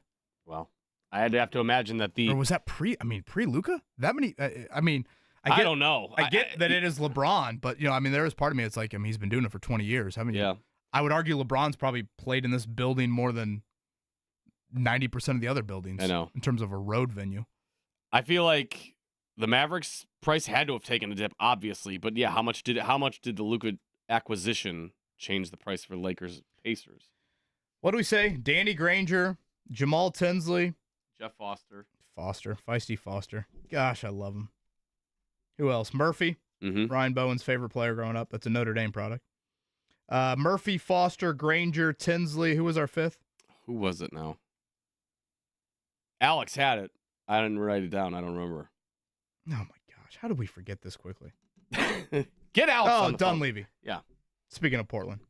That's your starting lineup the last time the Pacers beat the Trailblazers in front of fans. That would be November 28th, 2007. The last time IU was won at the Kohl Center, Andre Patterson had 23 points. A.J. Guyton, who we had on the show on Friday, had 13. Shout out to Ball State. Chirp, chirp. Michael Lewis with 9. Luke Recker with 7. January 25th, 1998. Mark Dykton was playing T-ball. I was playing T-ball, and I was probably playing, like, Sega Genesis or something. 98, yeah. That was like PlayStation 1 days. Is this stat right? Jeremy just tagged me in 709 days since IU last beat a ranked opponent. That's the thing that, like, I think, again, is kind of further maddening for Indiana fans right now. Is you get all these great opportunities playing in the Big Ten. Like, there are mid-major programs, i.e. Indiana State last year, that would dream of the amount of, like, quad one games that Indiana gets. Tonight, look at any bracket right now. Wisconsin's like a top 5 seed. It's a great opportunity. The lack of, like when there's, like, such big... Like, the ACC doesn't have these opportunities night in, night out. No. The Big East doesn't have these opportunities night in, night out. Certainly the SEC does. But the Big Ten right now is offering that. And yet, the Indiana resume continues to lack. When there's, like, this big of gaps on, like, wins, like, when it goes back to, like, the mid-90s or late 90s and everything like that, I always like to do the check of, like, what are the big movies? What was gas back then? What was... Price of eggs was like, I'd probably give you a dozen for 10 cents back then. I mean, 98, what do we got? Hit Me Baby One More Time? Yeah, we're right around there. Big Lebowski, Wedding Singer. Who's in office? Clinton? I believe so. Yeah. Stuff like that. Like, boy, all of a sudden I want to watch The Wedding Singer. Oh, I saw it the other day. It was fantastic. Still holds up. I love that. Ashley and I get in a feverish debate because she says that 50 First Dates and Blended are better than The Wedding Singer as far as Adam Sandler and Drew Barrymore. Remember when collabs. I tried to bring up Hitch to Kurt Signetti and it didn't really land? Yeah, that doesn't surprise me. Now, Rick Carlisle. Bad analogy, or I said it to the wrong person? You said it to the wrong person. Okay. You think Kurt Signetti even knows what Hitch is? Yeah, he doesn't have time for that. Kurt Signetti might have never watched a movie before. It's just game film all the time. Yeah, he's watching The Replacements. Remember the Titans. Let's go ahead and check it down, Kylan.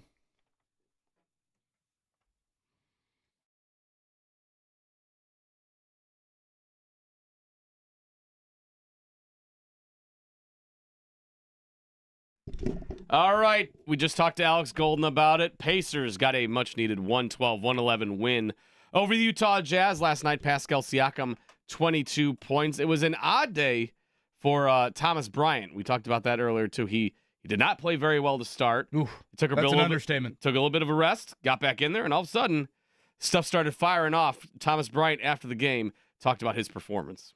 And then Thomas was tremendous down the stretch. You know, his big body was everywhere. He finished plays. He had a transition dunk. He had an and one. You know, he was ever present. Again, Thomas Bryant, very, very struggling early on. I'm talking like Joe Namath for some reason. But then it was big. In the final few minutes, Aaron Nesmith, a steal at half court, found Tyrese Halliburton for a go-ahead 3. And that was huge as the Pacers made the plays down the stretch. Didn't shoot it well, didn't have a lead for much of the night, got it done late. That is 6 straight road wins for the Pacers. Speaking of the road, Indiana, Purdue, both on it tonight. Purdue, you get Notre Dame radio voice, Paul Burmeister. Oh, you're locked in. Or I should say old radio voice, Paul locked in. Burmeister. Stephen Bardo on the call at 7 o'clock. Purdue is a 7.5-point favorite. Again, no Owen Freeman. For those that follow the Big Ten, Freeman, probably Iowa's best player, probably one of their 2 best players. He's out for the rest of the year due to a finger injury. So Purdue is a significant favorite on the road tonight. Indiana is a significant underdog. I will be curious about the starting lineup. Will we see changes here? In my opinion, Galloway, Leal, Luke Goody, Mackenzie Mbako, Umar Ballo. That's what I would go with tonight. 9 o'clock Peacock, Noah Eagle, Robbie Hummel. NFL news, like we talked about earlier, Myles Garrett and Cooper Kupp seeking new teams. Myles Garrett wants out of Cleveland. The Rams have told Cooper Kupp they're going to try to trade him, so we'll see what happens there as in regards to that. One note we haven't talked about, which is, I mean, it's baseball, so it's kind of gone under the radar. Did you see that Major League Baseball fired umpire Paul Hoberg because he was sharing legal sports gambling accounts with a buddy and he was betting on baseball? Did you see that? Wait. Say that again. He was sharing legal sports gambling. Yeah, he had like a shared betting account. I gotcha. So him and so a it'd be buddy, like you and I betting together. yeah, which that would go well, I'm sure. So he was betting on baseball though with a buddy's account. He has been fired by Major League Baseball, but that is just the latest in an issue with players and coaches and umpires and referees and officials betting on the sports that they are, participating in. That's not good. That's not good. No. Baseball betting is hard anyway. But Although it gets baseball in the headlines. it does. Yeah. So. Do running backs matter in the NFL? Saquon Barkley, Derrick Henry, among others, trying to rewrite that narrative. We'll hit on that on the other side. Reminder, Mike Chappell coming up at 9. Reggie Wayne out of Vinatieri. Will they get the call to the Hall? We'll find out Thursday. We'll talk with Chap coming up at 9. You're listening to Wake Up Call right here on 93.5, 107.5, The Fan.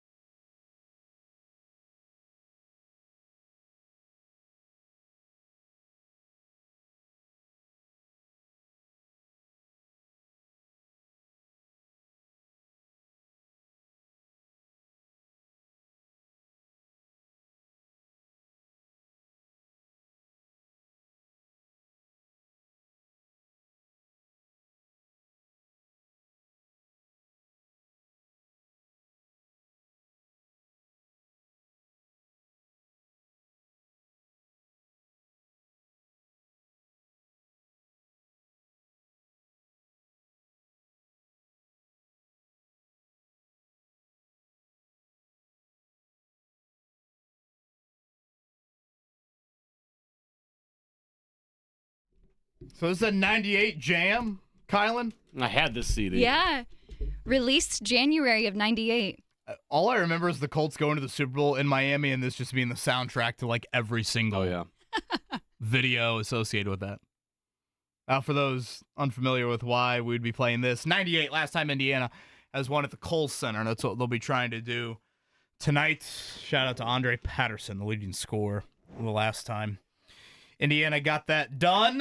Yeah, I did a little research at the break. Janet Jackson's "Together Again" was the #1 song in the country. Unsurprisingly, the #1 I'm a big move. Escapade Janet Jackson fan. I know. She got it done back in the day. Well, speaking of Super Bowl week. And yeah, that's true. #1 movie in the country, not surprisingly, was Titanic for like the 19th straight week. Gosh. All I could think about was just how long that movie was. Remember, like, my parents had the VHS of Titanic. It came on 2 VHS tapes. That's how long Really? it was. Yeah. Do you remember that? No, I don't. Yeah. I think they still have it at their Can you house. imagine showing your girls that? Like, not the movie. I mean, the VHS Like a tapes. VHS tape? Yeah. Yeah. Well, they're confused. Just like Ashley's car has like a CD player in it, so occasionally we'll grab a CD. Like, what are you doing? I love that. Yeah. They're very confused. Now 6 that you're playing. Mm-hmm. Honestly, Getting Jiggy With It probably was the lead song on Now 6 back in the day. Coming up at 9, Mike Chappell. Chris Ballard had a season-ending comment, Mark, that also gives me Myles Garrett-related pause. Ooh, okay. Now, there is a little part of me that's like, hey, Kevin, it's Myles Garrett. Like, I mean, do you remember that game, Cleveland Indy last year? Like, he single-handedly destroyed the Colts. Destroyed them. I mean, he won that game for the Browns, along with P.J. Walker making a big drive late. And I thought the officiating was poor, actually, in that game. But I'll throw that Chaps way when he joins us coming up at 9. Again, he gave the impression, sounds like Ryan Kelly will probably not be the starting center coming up in 2025. So we'll talk with Chap in a little bit. Our sound of the day will be one Andrew Luck in a few. Probably the most I've ever heard him talk about the infamous night inside of Lucas Oil Stadium. So we'll play that in a few. Popular Super Bowl. Well, first I got to throw a Super Bowl prop at you. So earlier in the show, I threw one at you. The most likely delicacy of the city to be played first. I said Philly. You went with the cheesesteak, -300 versus the barbecue at +200. Mm-hmm.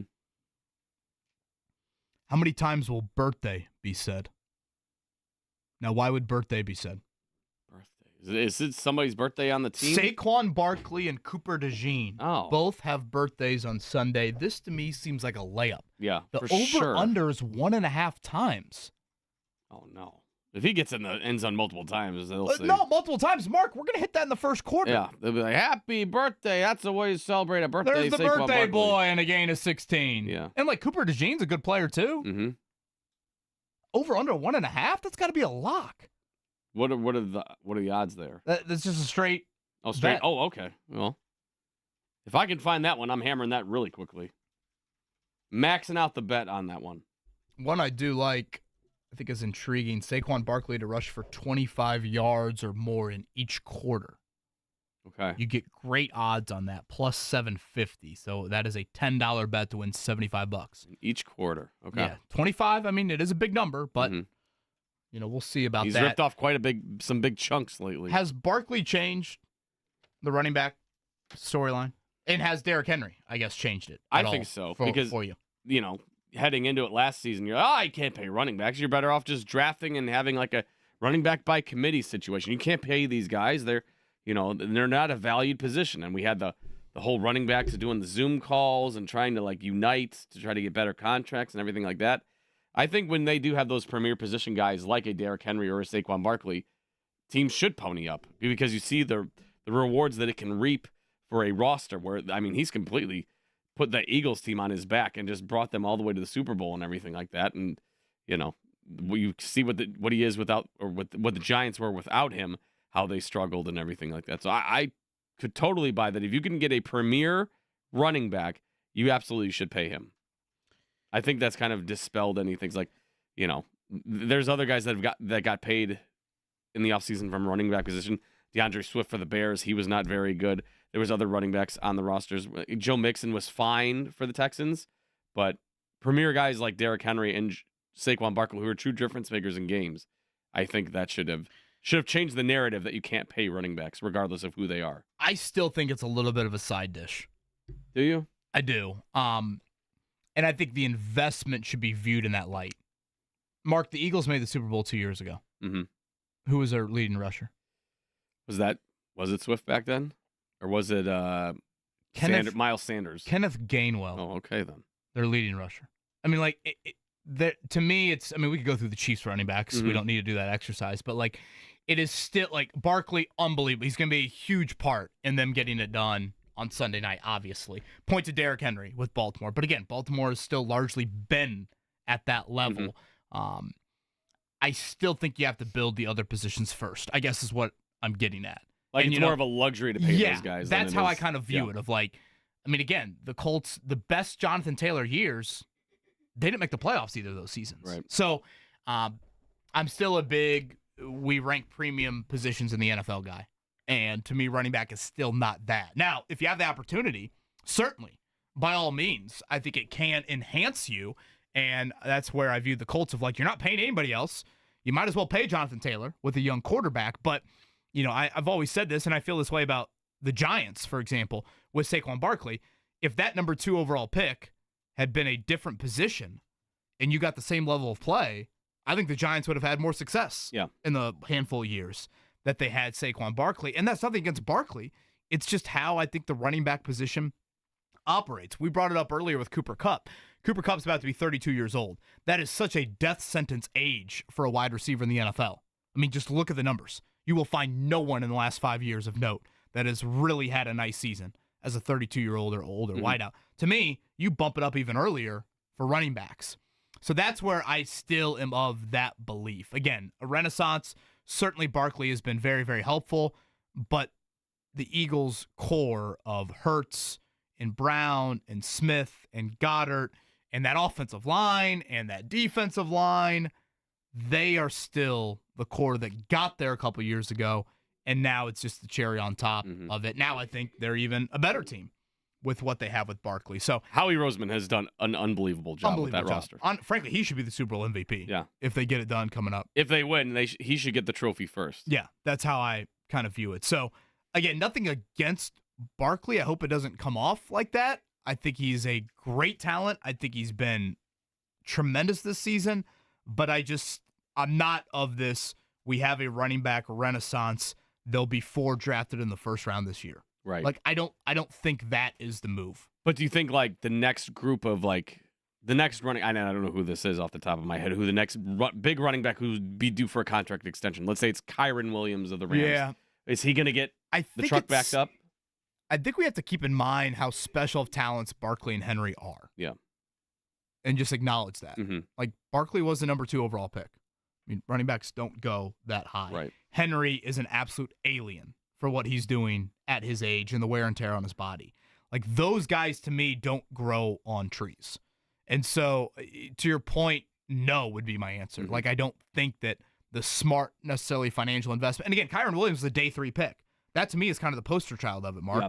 Of, like, you find these guys. I think the Colts should spend a middle-round pick on a running back this year. And hopefully they do. They probably should do it in a couple of years after that. Like, that's just kind of the cycle that I view running backs. Not necessarily. You draft them 2 overall, and boom, there's your cornerstone franchise piece. So do you think it's more likely the Colts get a running back to back up Jonathan Taylor via the draft or via free agency? Would you rather them go veteran or would you rather them go the young guy? I want to see them draft a running back in the middle-ish rounds that has a propensity to catch the football out of the backfield. Okay. That's my dish, if you will. That's your off-season wish for the Colts roster? Boy, I just got an email that a dude wants to shadow us from the Netherlands. Like on a Zoom call, or he wants to come in? It's a very long email. Lucas from the Netherlands. That's a hell of a commute. If I pronounce this last name, boy, I'd be struggling. Wait, I mean, he's going to be over here for 2 weeks. He's got to come in, right, Mark? Sure. February 22nd to March 11th. Have him just stay here. He can camp out. We do a live stream. He wouldn't be the first person to sleep in this building. Definitely not. That's the voice of Mark Dykton. I'm Kevin Bowen. Kyle and Tally on the 1s and 2s. Coming up, Andrew Luck. I would say probably the most enlightening comments we've heard about the infamous night that some fans certainly want to forget. Andrew Luck did reminisce a little bit about it. I'd call it more of a teammate moment than anything. We'll play that. Mike Chappell at 9. Thanks for spending this Tuesday with us. It is the Wake Up Call.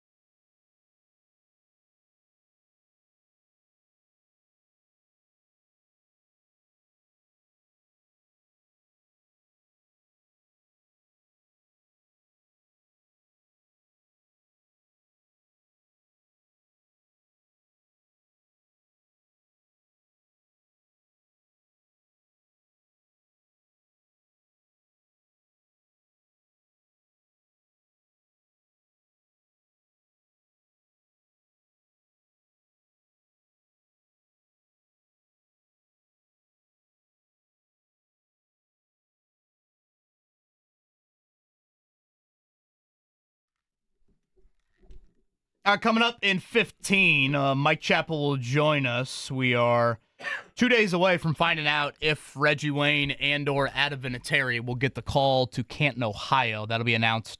NFL Honor Show, they bumped that up to Thursday a couple years ago, didn't they? Didn't they used to do it like Saturday night the of night Super Bowl before. week? Yeah. I kind of like that, bumping it up. Yeah. I do too. So we'll get that announcement coming up on Thursday. Reggie Wayne, his 6th year as a finalist. Adam Vinatieri could be a first balloter. One thing to note on what we just discussed running back-wise, let me be very clear. Saquon Barkley's a stud. Mm-hmm. Stud. Great player. I didn't take it as you didn't think he was a stud player. You just didn't think that his I don't think drafting a running back in round 1 and building around that piece and giving him, 2 and 3 contracts is the recipe for building a franchise. Yeah. Do I think it's changed as far as how teams perceive giving veteran running backs a 2nd or 3rd contract now? Yes. Do I think it's going to be like a massive difference for how Barkley they is the outlier. No one is right. He was a number 2 overall pick for a reason. And again, look at what the Giants had. Like, you still have got to make sure you build enough around this core. And Philadelphia got there. They got to the Super Bowl with a hodgepodge of running backs. Look at the Super Bowl winning running backs in the last 20 years. That is the running gag where it's like, look who's the running backs are. And then you're like, oh, that's a bunch of random people. It is mostly a luxury item. It can be very helpful for you, certainly. But it's mostly a luxury item, and I think other positions matter more. So you want to get to the sound of the day? Let's do it. So we played it earlier, the luck cadence. Yeah, which you got very giddy about. You were very excited. Would you call this sappy? Would you call this emotional? Would you call this tugging at the heartstrings? I think this is more of a kind of a look behind the moment we all remember where we were when it happened with the Andrew Luck retirement issue. I guess Andrew Luck was on Pardon My Takes podcast with Big Cat and PFT. And he discussed the fateful game against the Bears in the preseason where the Adam Schefter bomb of all bombs came out in the middle of the game that he was going to be retiring ahead of the season. And which you mentioned too, that Andrew Luck just isn't very open as far as like these kind of moments and stuff. So they got a lot out of him as far as this interview is concerned. But he actually mentioned that he got the vibe, as a lot of us did, that, the news was breaking as the game was going on. Before we play the clip, let's just set it up. Because that week, Luck started to inform people like on Monday of that week. And by people, I mean, a couple of people within the Colts organization that he was going to hang it up. And I think ideally they would have done it Friday before the Saturday preseason game with the Bears. I believe his dad couldn't make it in flight-wise. So then the new plan was to do it Sunday after the game. Obviously, this broke Saturday night during the game. And in this clip, he doesn't mention the handful of players that he told, right? He just talks about being on the sideline. He told the Costanzos, the Jack Doyles, there's not a teammate he loved more than T.Y. Hilton of the world. Nelson, Clayton Geathers was a teammate he really had a ton of respect for. I think he told him as well. But that's kind of, again, just to remind people of what that week looked like. But this was Andrew Luck in reference to that specific moment, which for those of you that were inside of Lucas Oil Stadium, it was quite eerie. Remember, there were 8 minutes left, and I swear I felt the cameras turn on me or something, and like immediately, like, I don't know if you've had this experience in life where there's just such certainty that something has happened. Right. It's like, oh, it's out. Yeah. I know it's out. And I just remember going and standing next to Anthony Costanzo, I think Mark Lewinsky and Ryan Kelly, and just standing between them. And just like, hey guys, I'm just going to stand between you for the next 8 minutes. Protect me one last time. Yeah, and I'm going to stand there. And again, I didn't feel alone. Yeah. And I think, I don't mean this in a cheesy way. Like, I felt like they had my back, for those 8 minutes. And I'll be forever appreciative of that and indebted to that, because they were great teammates in a moment they didn't have to be. Yeah. And then, at all.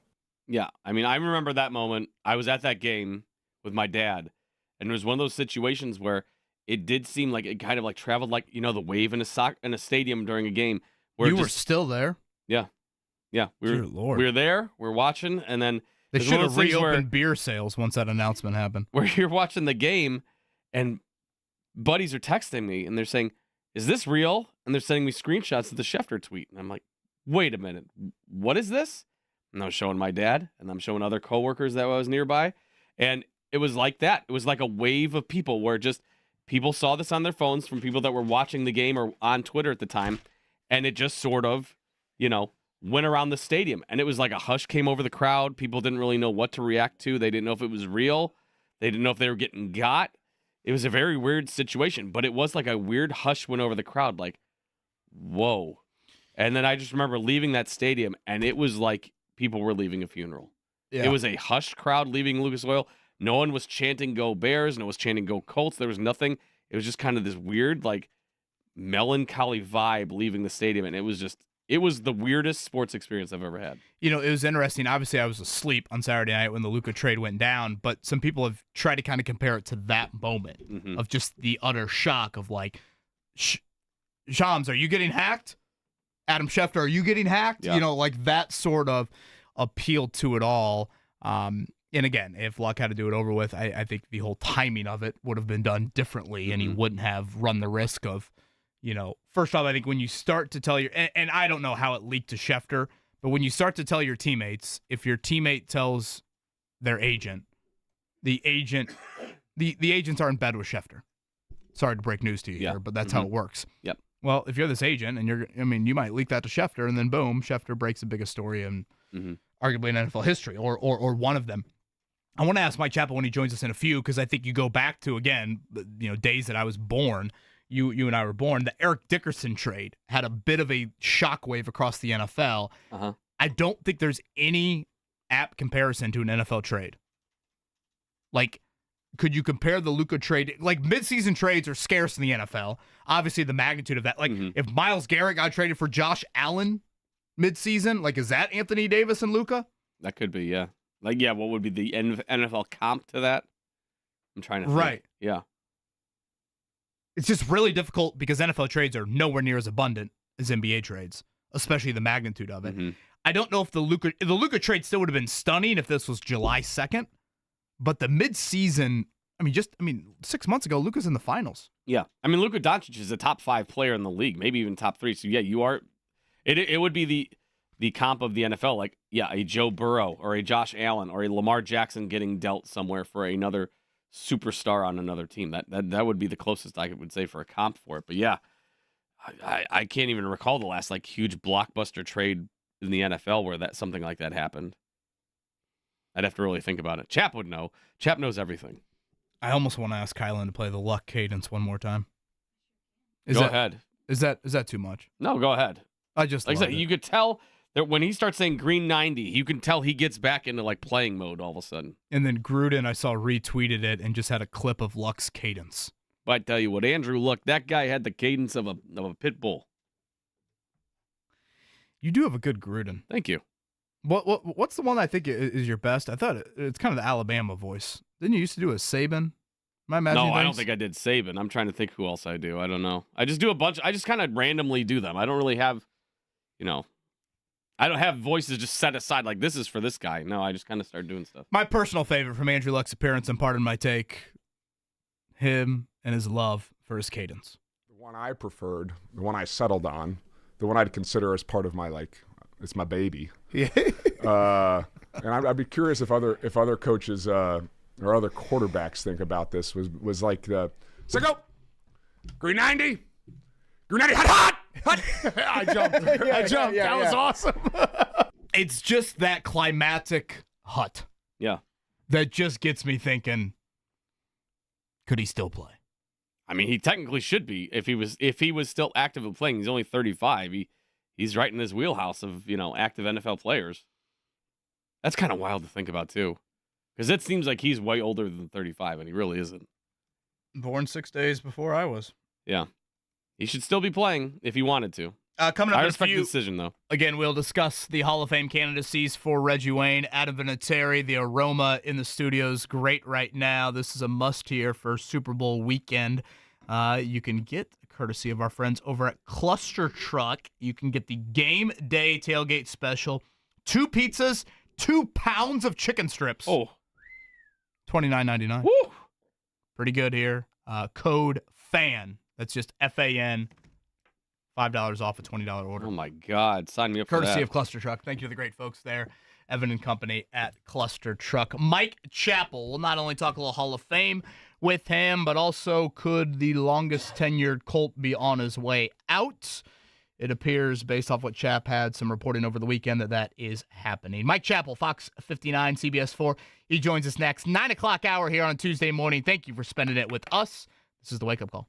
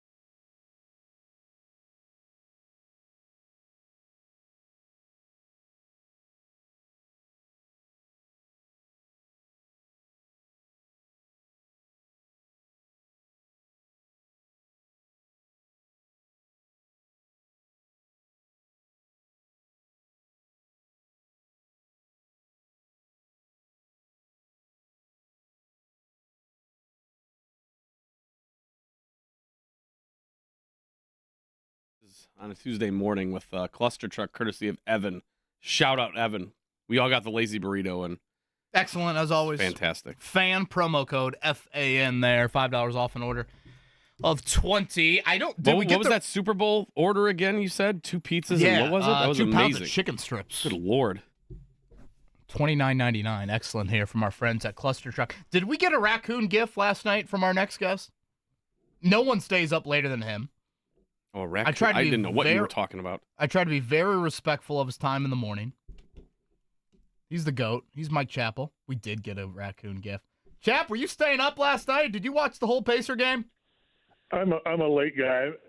My wife goes to bed around 8 o'clock, and I go to bed around 12:30, 1 o'clock. So as long as it's not one of those 1:30 overtime West Coast games, I'll stay up for most of it. Well, They're fun to watch. Tonight, you're going to have to go a little later. 10 o'clock tip. Portland, Yeah, 10:30 Thursday. That probably ain't going to work. And I'm not one of those guys. I can't tape it and get up in the morning and watch it because it's too easy to find out who won. So, but no, that's beyond my. That's even beyond my pale. So no, I'll catch up the next morning on that one. We want to get to some Hall of Fame talk with Mike Chappell here in just a second. But Chap, obviously yesterday, kind of the news of the day, Myles Garrett in the NFL requesting a trade from the Browns. Cooper Kupp, the Rams informing him that they will be trading him. Let's stick with Garrett for a second, and I want to go back to a Chris Ballard clip from the season-ending press conference about a month ago. He said something to the effect of, like, he wouldn't, mortgage draft picks. He wouldn't mortgage the future of the organization just to do it. Do you hear that comment and think that applies to Myles Garrett, or would you put Myles Garrett in a different stratosphere? Yeah, it's different.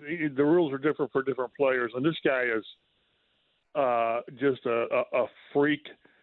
And the problem, I think he'd be a great fit here. I mean, my goodness, he'll be a great fit wherever he goes. He's 29, I think, and he sees the clock ticking, and he knows that it's going to be another, 3 or 4 years in Cleveland.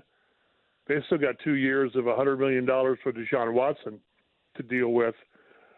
So, yeah, the question, it's two things. What would it take to get him? And don't you think 2 first-round picks is minimum? I don't know. Yeah, that's the starting I think point. That's the starting point. And I also am curious, Chap, how much will Andrew Berry, Browns GM, plenty of ties here to Indy, how much will he be respectful of a Myles Garrett destination? Because Myles Garrett went to Super Bowl. That's not happening here. To a degree, but if somebody, some crap team, and the team that jumps to mind, a team that would be crazy to give a bunch of money and all this, is Cleveland, and you can't trade to yourself, so take them out of the mix. But yeah, it's going to be more about how can you maximize the pick. This could go a long way. The picks. This could go a long way towards really helping them get back to being a legitimate franchise. But again, whoever gets him, you're going to have to pay him. I think that the top edge rusher right now is $35 million a year, so he's going to want that at least. So if you're talking giving up a couple of picks, maybe a player, which the player's not going to matter in all honesty. But are you willing to give up 2 first-round picks and more, plus signing a guy to 5 years, whatever 5 times $35 million is, and then how much of that is guaranteed? So it's complicated, but I'm telling you, it's this league is about difference-making players, and we saw Garrett that one game, the 39-38 game, whatever it was, that he made a difference, and so that the rules are different depending on the players. And then you've got Cooper Kupp, who doesn't want to go, and they're saying, yeah, but we're going to trade you. So this is about the league doing what it wants to do, teams doing what they want to do. So I'm really curious. And this is just early in the process, so see how this whole thing plays out. Mike Chappell joining us on the Payless Lakers hotline. Mike, what do you think is going to surprise us more when it does come out? The return for Myles Garrett or the return for Cooper Kupp? Because I feel like Cooper Kupp being higher in age, salary, and just lower production, he's going to go for like a mid-round pick, whereas Myles Garrett, some team is going to back up the farm to try to get him. I'm just curious, which trade package do you think is going to raise your eyebrows the most when it eventually comes out? Maybe Cooper Kupp on how little you have to give for him, maybe. And you're probably going to restructure because he's owed, is it like $20 million this year or whatever? I don't know what it is, a guaranteed. I don't know. There's not a guaranteed money, but it's so. I won't be really surprised by the Garrett deal because I think it's going to be pretty big. Now, unless you get you're not going to get 3 ones for a non-quarterback. I just can't see that. But it's nothing surprises me anymore. Not after Cleveland gave Deshaun Watson $200 zillion guaranteed. But probably people see Cooper Kupp, and he's been a great player. Didn't he win the Triple Crown a couple years ago? Yeah, 2021. 2021. But players fall off. We've seen it.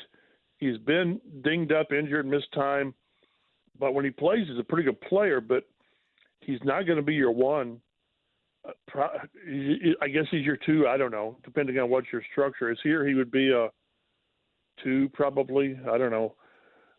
He wouldn't supplant Pitt as a one, but he's 30, 31, and injuries, and I think we're going to be surprised how little a player of his reputation draws in a trade. Yeah, I think it's 18 or 19 missed games for Cooper Kupp the last 3 years. Will turn 32 coming up this summer. That's the voice of Mike Chappell, Fox 59, CBS 4. I do want to make sure we get to some Hall of Fame chatter in just a little bit. But, Chap, you had this over the weekend. I don't want to put words in your mouth, but your latest, up on the website, you believe that Ryan Kelly and the Indianapolis Colts marriage will not be around for a 10th year? No, I reached out to Ryan, and he and I went back and forth, and he said that I'm going to test the market. And this, and it wasn't an extensive conversation or whatever, but he was supposed to have his exit interview with Chris Ballard, which was delayed because Chris came down ill. But it's obvious that the Colts told him that Ryan came away from whatever meeting they had that, hey, I'm sure I'm putting words in Ryan's mouth, but it's been a great 9 years. We've enjoyed what you've brought to the franchise, but go and see what you can get on the open market. And he said, I'd love. He told us the last week of the season, whatever it was, I'd love to be here. This is home, and he's raised his family here through good and very, very bad. And but the team, I mean, we've all written that this is probably going to happen because they drafted Bortolini, and Ryan has missed time over the last 3 or 4 years, despite playing well when he's been healthy. But you always have to move on. So he said that I told the team that that they could match any offer, but if they wanted him, if you really want a player, especially a proven veteran on the offensive line, which is Chris Ballard's cornerstone offensive line, defensive line, you don't let him hit the market. They didn't do that with Kwity Paye last year when they did the 5th-year extension or exercise the 5th-year option. Totally different because of age and all that stuff. But if you want a player back, you don't let him hit the market because if they hit the market, it only takes one team to give Ryan a decent contract. Somebody will because he's still a good player. I'll miss him in the locker room. He's really been fun to talk with. But I think we've seen the last of Ryan Kelly here as a Colt. He's a legend, Mike Chappell. He joins us on the Payless Liquors hotline. Chap, looking ahead to the Colts off-season checklist, are there any positions that you want to see them address in free agency over the draft or vice versa, where there's positions where I think there's more depth in free agency versus the draft, or how would you look at that? Yeah, and people have to remember that free agency comes first. Free agency is the middle is March 2nd or March 12th or whatever it is, a few days before when you can come up with terms with players. The checklist, in my mind, and Kevin may disagree on the priority, is tight end. Get a tight end that can catch, 50 balls minimum. An outside corner, because they need that. You can't, as much as I like Juju Brents, you can't rely on it because he's missed more time than Anthony Richardson has. And then a safety, because I think they lose Blackman. And then you're going to need an offensive lineman back up because you're going to lose Kelly, and Will Fries you don't know, and Braden Smith you really don't know. But tight end and outside corner to me, and gosh, how about a backup running back that you can rely on? That I think comes maybe in free agency, I think. But doggone, they can come up with the cap space. They need 3 or 4 players who if they're not starters, they're serious minutes guys. This is the year they got to make something happen. And Chris Ballard knows that. And he took the heat last month, and he should have, because it's been a rough go the last 4 years. So those are the areas that just jump out at me. Again, Mike Chappell, Fox 59, CBS 4. He is a Hall of Fame voter. We will find out the class of 2025 coming up here on Thursday. Adam Vinatieri, Reggie Wayne, both on the ballot. For Reggie, it's his 6th year. For Vinatieri, it's his 1st. Chap, my opinion is this. I've always felt optimism towards Vinatieri being a first balloter. can you write the history of the NFL?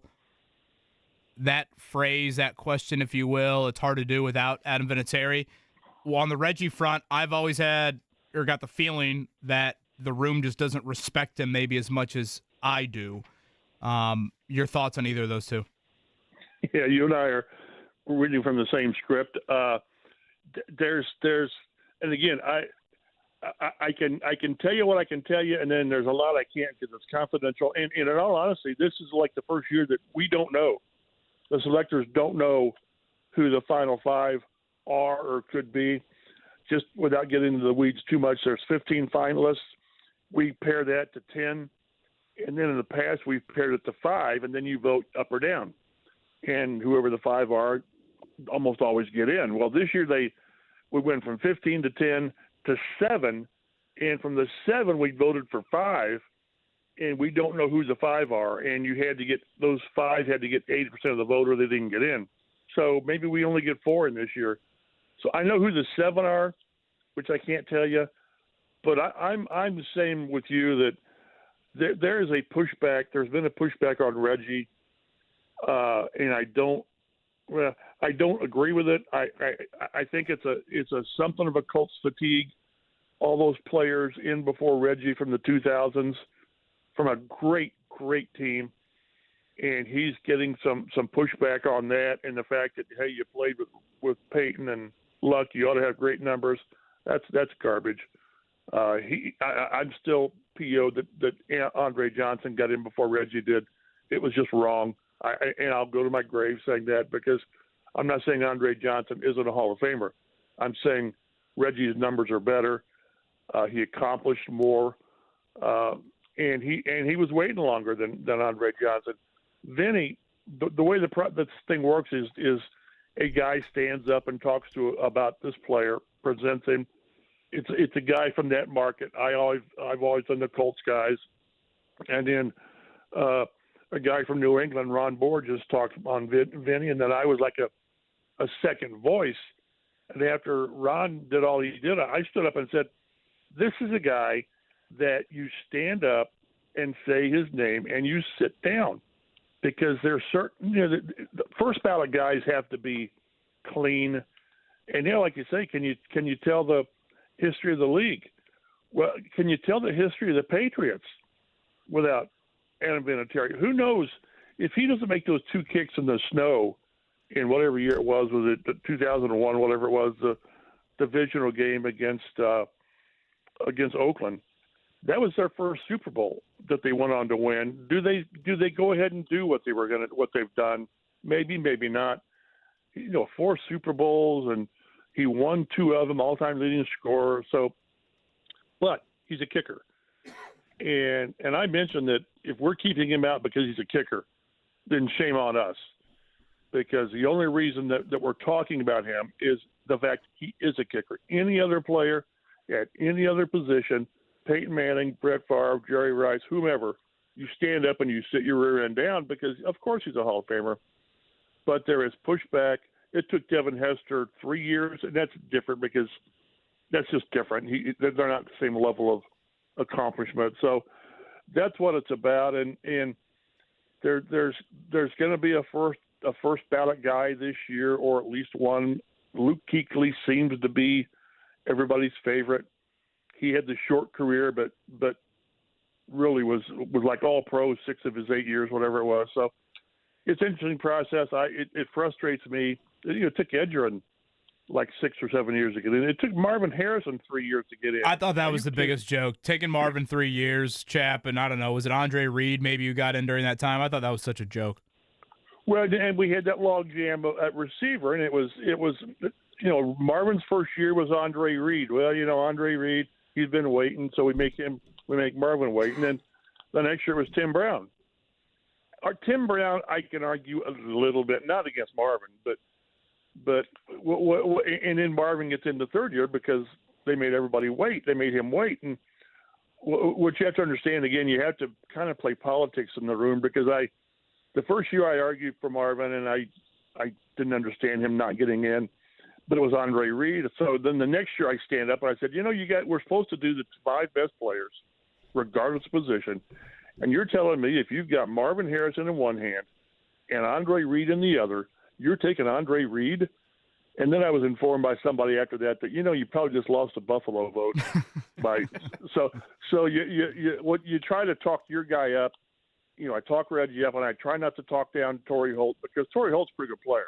He's a pretty good player, and I could almost argue strongly for Torrey Holt if I had been with the Rams than Reggie. But Reggie's body of work is better than any of these guys. Steve Smith finally got in the final 15, and he's got some pretty good credentials as well. So you're trying to separate the really, really good from the really, really good, and somebody's always left out. Sometimes it's a couple guys left out, but it's the best process we got right now.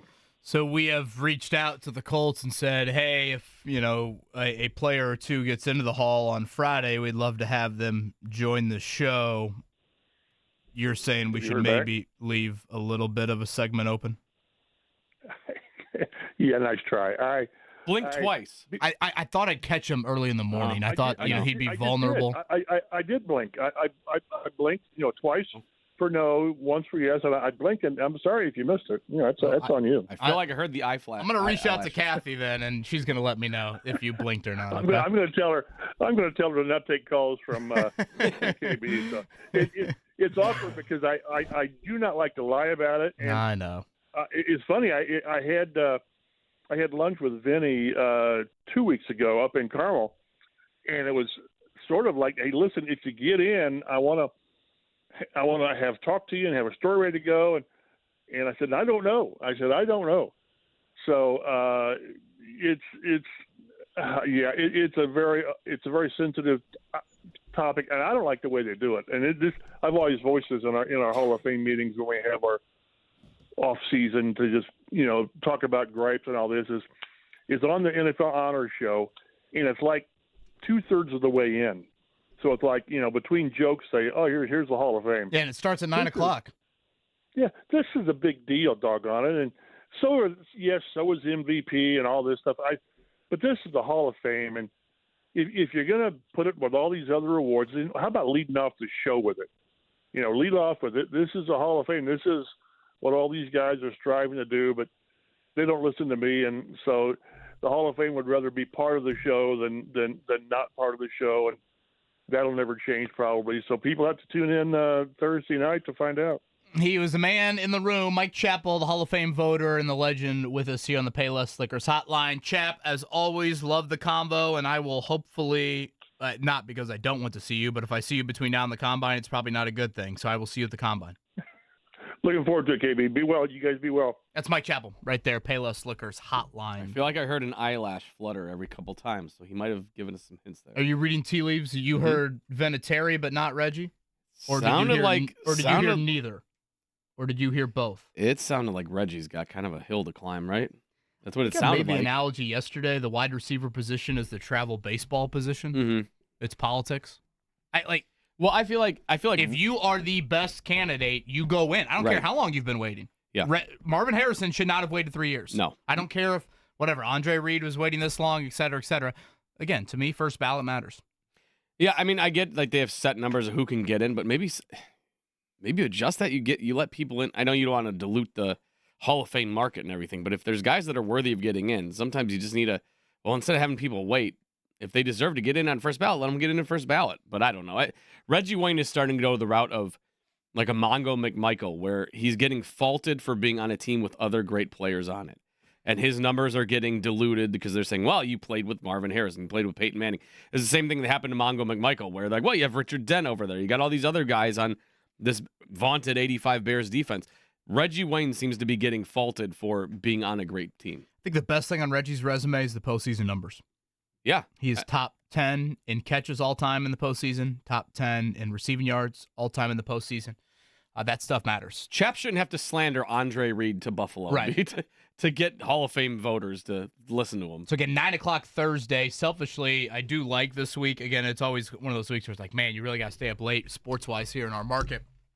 At least you do have a little bit of a multi-screen viewing coming up tonight and Thursday. Again, tonight, you've got Purdue at 7, Indiana at 9, Pacers at 10. So, again, you feel like you're at least two birds with one stone a little bit. Thursday, for those that care, NFL Honors starts at 9. Pacers don't tip till 10:30 on Thursday. So, Good we'll Lord. probably find out Reggie and Adam Vinatieri by the time, Miles Turner's in the air. You would hope against so. the Clippers. You would hope so. We'll see. find that out here in a bit. All right, coming up, we'll get to the pop quiz here in a little, but let's hit a morning check down.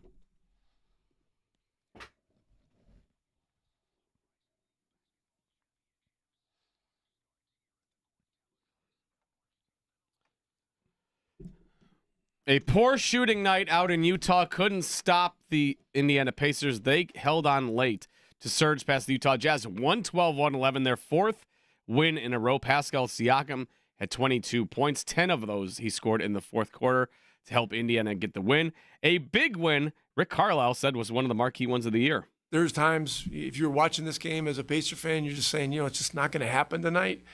And our guys just kept hanging in. We just kept saying, hey, let's just keep trying to hang around, give ourselves a chance. We're down 12 with 6 and whatever it was, and guys were still upbeat. And Toppin hits a 3, and Tyrese hits 1 or 2 threes, and a lot of good things started happening, and we made a heck of a run. And it's one of the best wins of the year considering the circumstances and how we shot the ball. But we turned them over a lot, and that was also a big key. When he says considering the circumstances, I think he really means we played pretty poorly. Yet we stayed with it. Miles Turner didn't play for the Pacers, ankle injury. Thomas Bryant, I think it's fair to say, was awful the first 40 minutes of the game. Then he came back in. Pacers had no one else to turn to. Utah plays a big lineup, and he was really good in the final few minutes. A huge sequence was an Aaron Nesmith steal. He got the closing minutes ahead of Benedict Mathurin. Throw ahead to Tyrese Halliburton. That was the go-ahead 3 with a minute to go, and the Pacers made the rest of the plays late. So reminder, tonight, Portland, 10 o'clock. For those that are used to hearing Rick Carlisle on our airwaves on Tuesdays, that will be Thursday this week due to their Western schedule. Indiana Fever going to introduce Natasha Howard later today in a press conference. Reintroduce, right? She was a former draft pick. Three-time NBA champion, returned the organization that drafted her in 2014. So Natasha Howard back at Pennsylvania Street. Good to see. Announcement later today. We talked a lot yesterday about the Fever and their offseason moves. Couple other items of note here on this Tuesday.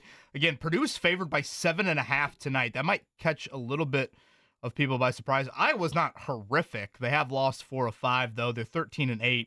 They haven't played in a week. They will be without Owen Freeman, their big man, for the rest of the season. So I think that is certainly contributing to Purdue being, I would say, a rather notable favorite on the road, ranked 7th now in the AP poll. The Boilers, Indiana, they are a notable underdog. The year was 1998, the last time Indiana won at the Kohl Center. Noah Eagle, Robbie Hummel on the call. A couple of years ago, didn't they blow it? Overtime? Something crazy happened up there. I'm trying to think, was Juwan Morgan on that team? I don't know why my brain is all of a sudden going back to that. The fact that we're having to go back that deep, I don't know. I'd have to look it up. I don't remember. Again, they're just getting these great bubble chances. I mean, I know they're against quality opponents, but teams in the ACC, teams in the Big East, they would mid-major teams, they would dream to have these opportunities. Indiana gets another one tonight with Wisconsin.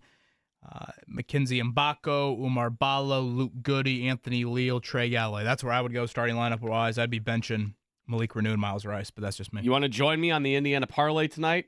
Are you going money lines or are you just going covers? Let's get wild. Let's do money line. So all 3 of them? Yeah. I'm gonna do that at the break and see what we end up with $10. Cook that up. That is Indiana at 8.5 underdog, the Hoosiers. Purdue 7.5 favorites. Obviously, you don't get a ton there. And then the Pacers are a 5-point favorite. Yeah, I believe so against Portland. Yeah. Again, Portland had a back-to-back last night. Let's cook it up and see what happens. Only other couple items I have. Leonard Hamilton. He is going to, or I guess he announced his retirement yesterday. I couldn't believe when they said he was 76 years old. I know. The longtime coach of Florida State. Obviously, we've seen coaches on the older side retire, resign, whatever. Lately in college basketball, this is amidst an NIL investigation where 6 former Seminole players are suing Leonard Hamilton. So I think that probably has some play into it. Again, this is one of those teams that you think back to the COVID year, and that tournament, Obi Toppin's Dayton Flyers, I always think of, they were trending to be a 1 seed. What could have been had that tournament played out. So Leonard Hamilton, they've got my Irish tonight. I know. I was going to say, don't I add Notre Dame to that parlay? I think Notre Dame is a slight favorite. I think they are. So we might be going four-headed monster. Okay, here. do that. Do all 4. 10 to win what? Probably like 100 and... I will let you know on the other side. I'm adding this up. 100, probably north of 100 would be my guess. Mark will let us know on that. We'll continue to hit some NFL news from yesterday, Super Bowl Media Day. We'll do that on the other side. This is the Wake Up Call here on a Tuesday, 93.5, 107.5, The Fan.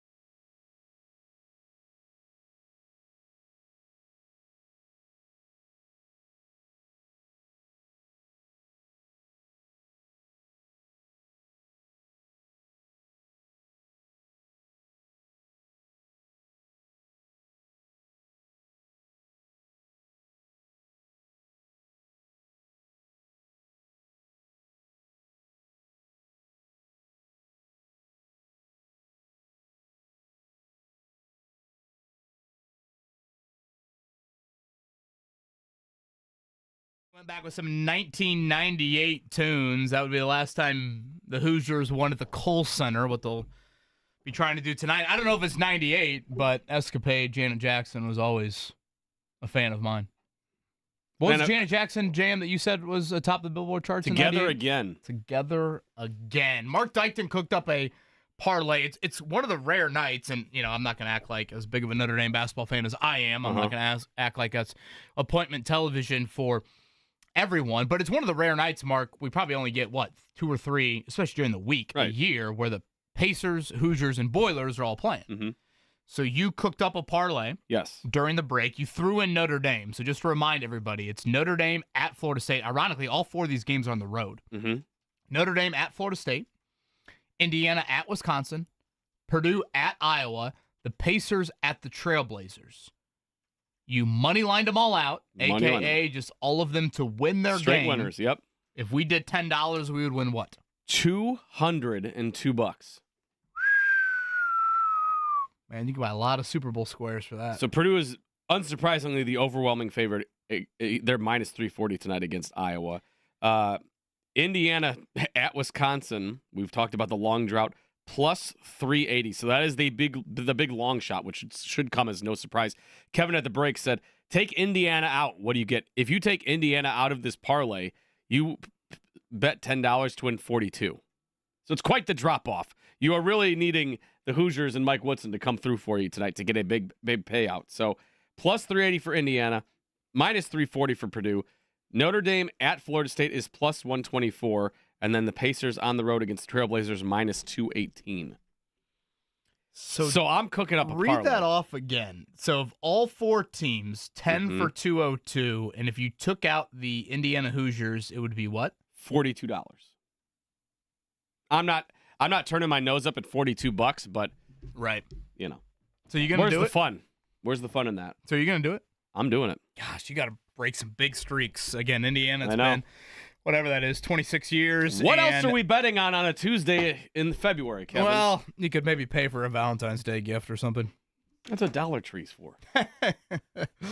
The Pacers in Portland, that hasn't been done in front of fans since 2007. Let's make it happen. I'm cooking it up. We're going to let it ride.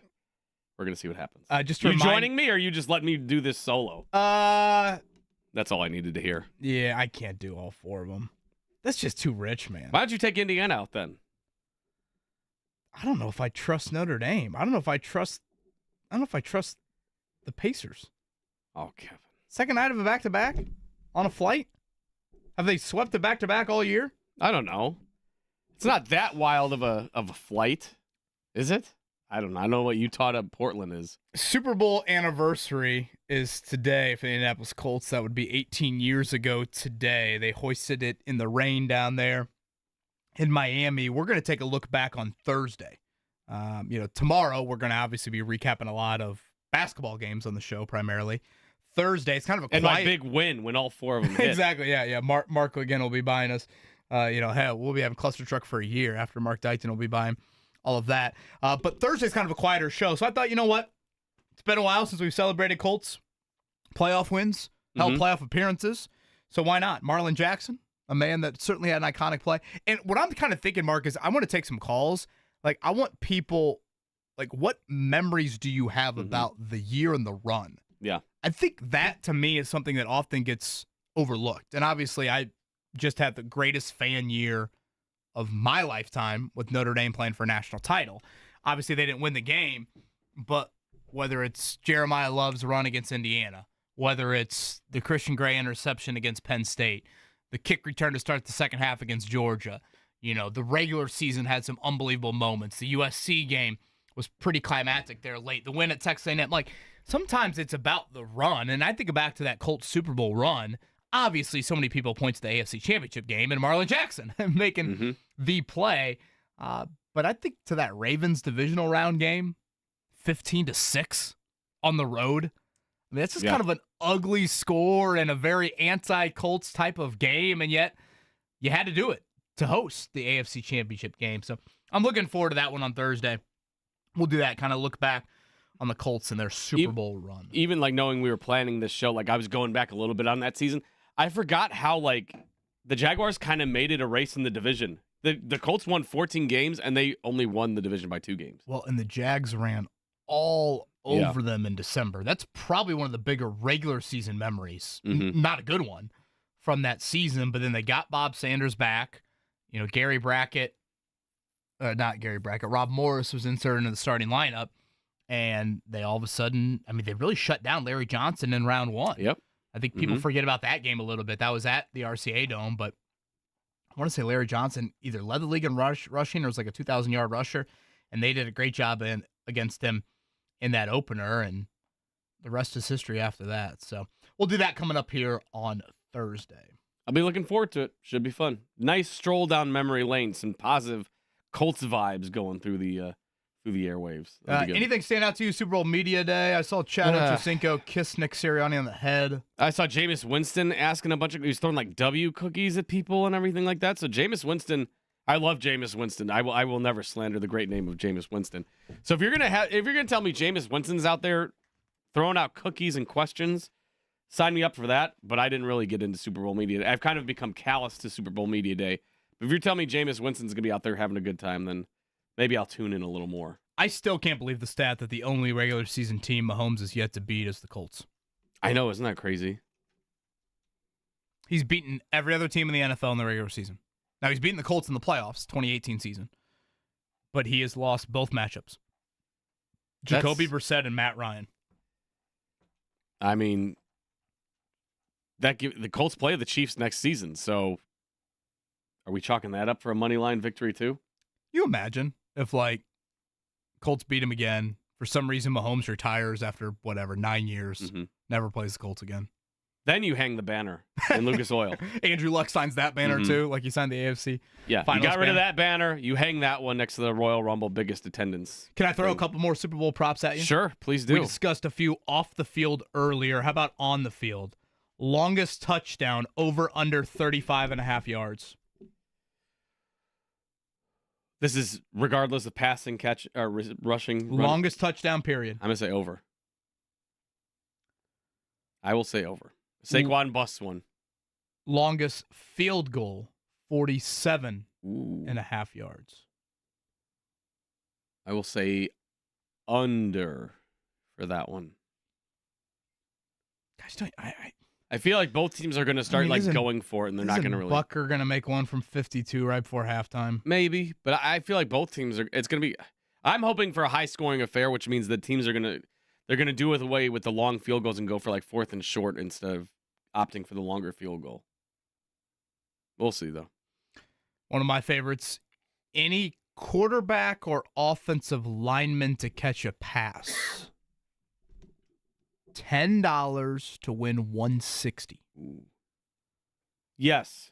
With those two minds. That's worth it, right? Yeah. 10 to win $160? Well, you just rattled off your parlay for tonight. Yeah. 10 to win 200. And you got Andy Reid and you got Philly Special. So you got to think those guys are dialing some up something. Athletic offensive linemen. And again, a quarterback to catch it too.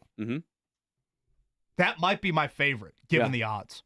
Now, where are you getting these from? Are these from actual sites you can place these bets, or are these these are nice in theory, but you can't find them? No, these are actual props. Because I feel like there's times I hear all these prop bets. I'm like, these sound cool. Where are these at? And I can't find. You have to go to like a Swiss bank account to try to find. Well, I think some of the off the field ones are a little bit more obscure, but I think the on the field props. If you open up your respective betting apps, ESPN Bet is who I would encourage. You are able to find a lot of these, and especially as the week moves along. Now, the ones we talked about earlier, which team's local delicacy will be said or shown first. That was a little bit more. Yeah, like Gatorade color, I always feel like isn't that out there, but I never find it anymore. Right. I went it like one time and then they got rid of it. It's like Lucas from the Netherlands who emailed me earlier about shadowing me. I'm like, am I gonna have to go through Lucas overseas to? Yeah. Get my you can come in, but you have to take some of my money get and my put it offshore bet. A Netherlands bank account for me. Yeah, he should come in. He is. Yeah, he said he's going to be at the Combine. I told him stop by. We'll be at the Combine here coming up. Look at that. In a few weeks, and then it sounds like his stay here is going to be a little bit longer. He's going to check out a couple Patriots. He's going to be living with you. He's going to check up at the Bowen household. Boy, check out the Galaxy Concrete, the brand new hair. I'll tell you what, Maddie's got a great heart, but I don't know if that's going to be in the cards. And I don't know if Lucas wants that. I think Lucas would hear one Max Bowen yelling at his sister, and he would probably think otherwise. Should we do a Max Bowen helmet pick for Chiefs Eagles? I think so, yeah. If you've got it readily available. He was 9-8 on the year. Above 500. Yeah. 11 wins last year, 9 this year. 20 wins for him the last 2 years. A lot of coaches would take that. You got a winning percentage. We'll do a little helmet pick. Pop quiz time? Sure. On the horizon, the pop quiz, 317-239-1070. I scroll through the answers. I guess we indirectly mentioned one of them just now on that iconic interception. I think this is doable. Boy, this is some very much Indiana flavor. Scotty bringing it with the eye. Maybe he's in on my parlay. Maybe he's signed up for it. Okay, hear me out on this. Answers 2, 3, and 5. Obviously, 2 and 3 speak for themselves.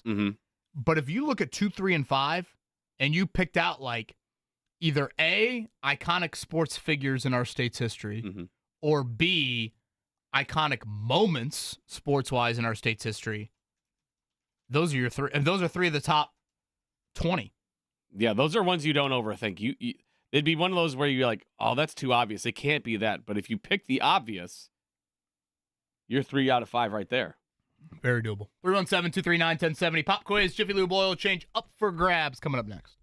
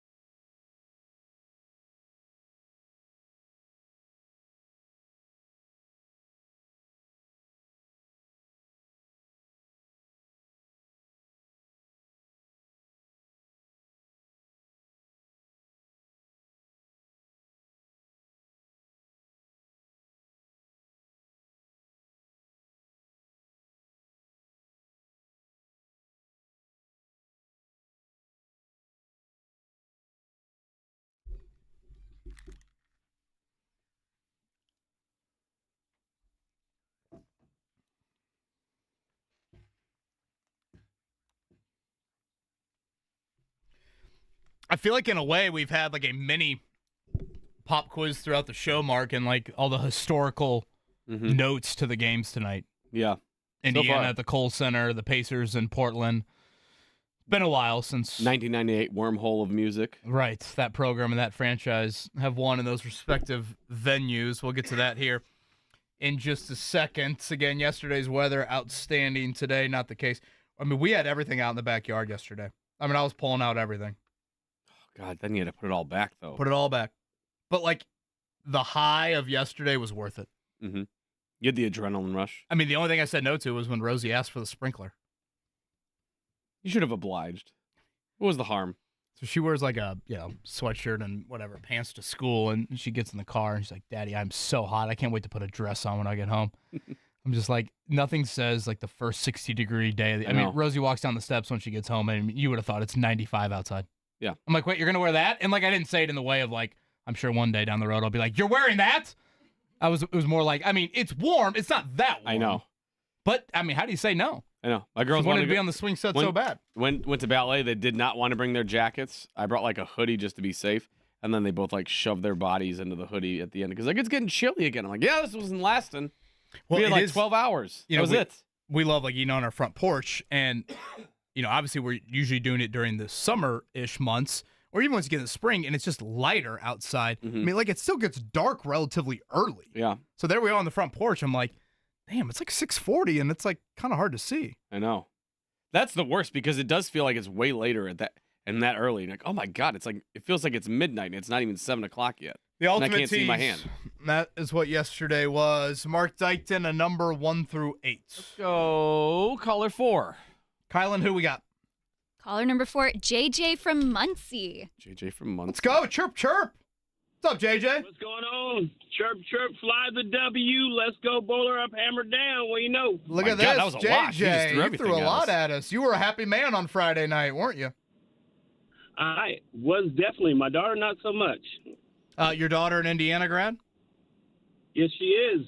Okay, well. She's used to disappointment. Dad was very happy on that side. Ball State tonight, I believe at Akron, if I'm not mistaken. They had a nice road win over Buffalo. Are you? Do you live in Muncie? Do you work in Muncie? What? Why the commute to? Born and raised in Muncie. Now I live in Fishers. I work in Indy. Let's go. I love it there. Shout out to Dill Street, the alma mater of Colleen Bowen. I love me some Muncie action. Mark Dykton, we mentioned Michael Lewis earlier. He was on the floor at the Colts Center the last time Indiana won. Good Lord. At Wisconsin. You might need to add Ball State to that parlay. I was just asking. Can you do that? Yeah. So right now, Mark Dykton has a $10 parlay. I've not placed it yet. And these are all road games. And Ball State's on the road, too. This is Pacers at Trailblazers. Haven't won there in front of fans since 2007. Hoosiers at Badgers. Haven't won there since 98. Notre Dame at Florida State. Purdue at Iowa. That current $10 bet for all of them to win is worth $202. You're throwing Ball State as a big underdog on top of it. Holy moly. Give it to us. Ball State is plus 750 on the money line. So if I add that thing.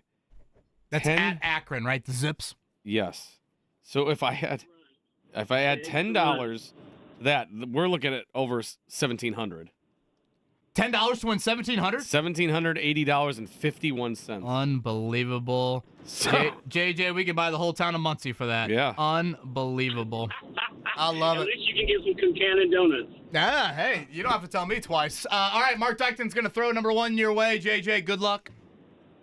Thanks. Well, I feel less confident about my parlay now if I add that together. We'll see what happens. All right, JJ. You might need multiple ones. The Pacers beat the Jazz last night in Utah. Who was the game's leading scorer? We've mentioned it multiple times today. Jordan Clarkson, Pascal Siakam, John Collins, or Tyrese Halliburton? I was listening to you all morning. Pascal Siakam. There you go. Number 2 here. The Hoosiers travel to their House of Horrors tonight as they face the Wisconsin Badgers at the Colts Center. Who was the coach the last time Indiana won at Madison? It was 1998. Tom Crean, Kelvin Sampson, Mike Davis, or Bob Knight? I probably should have given him the choices. That's okay. That's what I'm here. 1998, I believe, was Mike Davis still. Do you want to do one more guess? Kelvin Sampson. JJ, you sure, brother? 1998, Michael Lewis on the floor, the Jasper native. I'm sure he probably thinks of his former coach at times, maybe not wanting to replicate all of his behavior, but maybe some of it. Gosh, I'm going to bang this one. Tom Crean, but oh, wow. I should know this, but. Crean, Sampson, Davis, or Knight? Oh, Bob Knight. There you go. Okay. That's last year?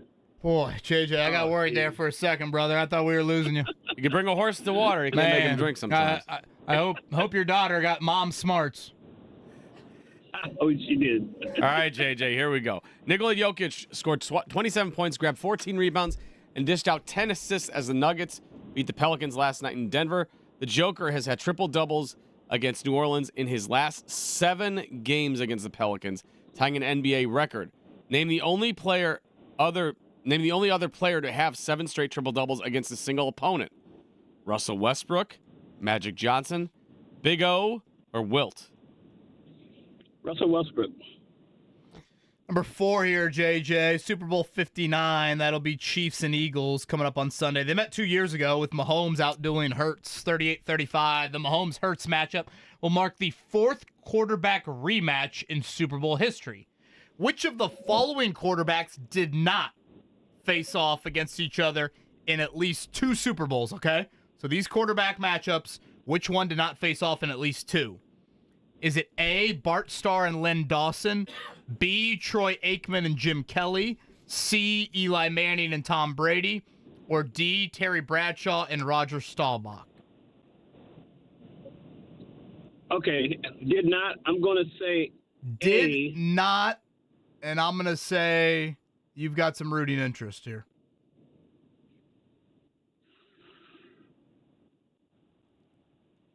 Can you run them? Bart Starr and Len Dawson, Troy Aikman and Jim Kelly, Eli and Brady, or Terry Bradshaw and Roger Staubach?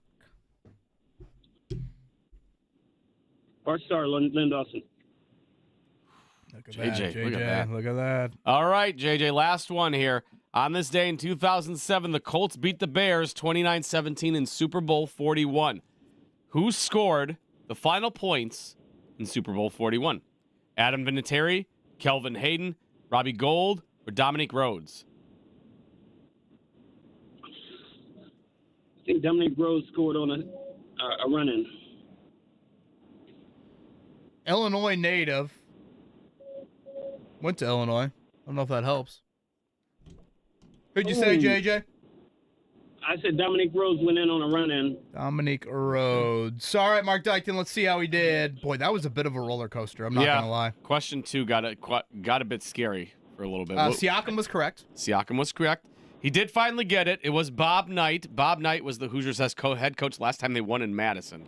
That is absurd. He got 4 right. Bart Starr, I said he would probably be a fan of this. Len Dawson, the Purdue angle there. Again, did not have 2 Super Bowls, but that was it. 3 and 5 slip-ups. Yep. Big O was the answer for that one. The last player, the only other player to have 7 straight triple-doubles against a single opponent. Oscar Robertson did it against the Baltimore Bullets from 1964, or January 1964 to December 27th, 1964.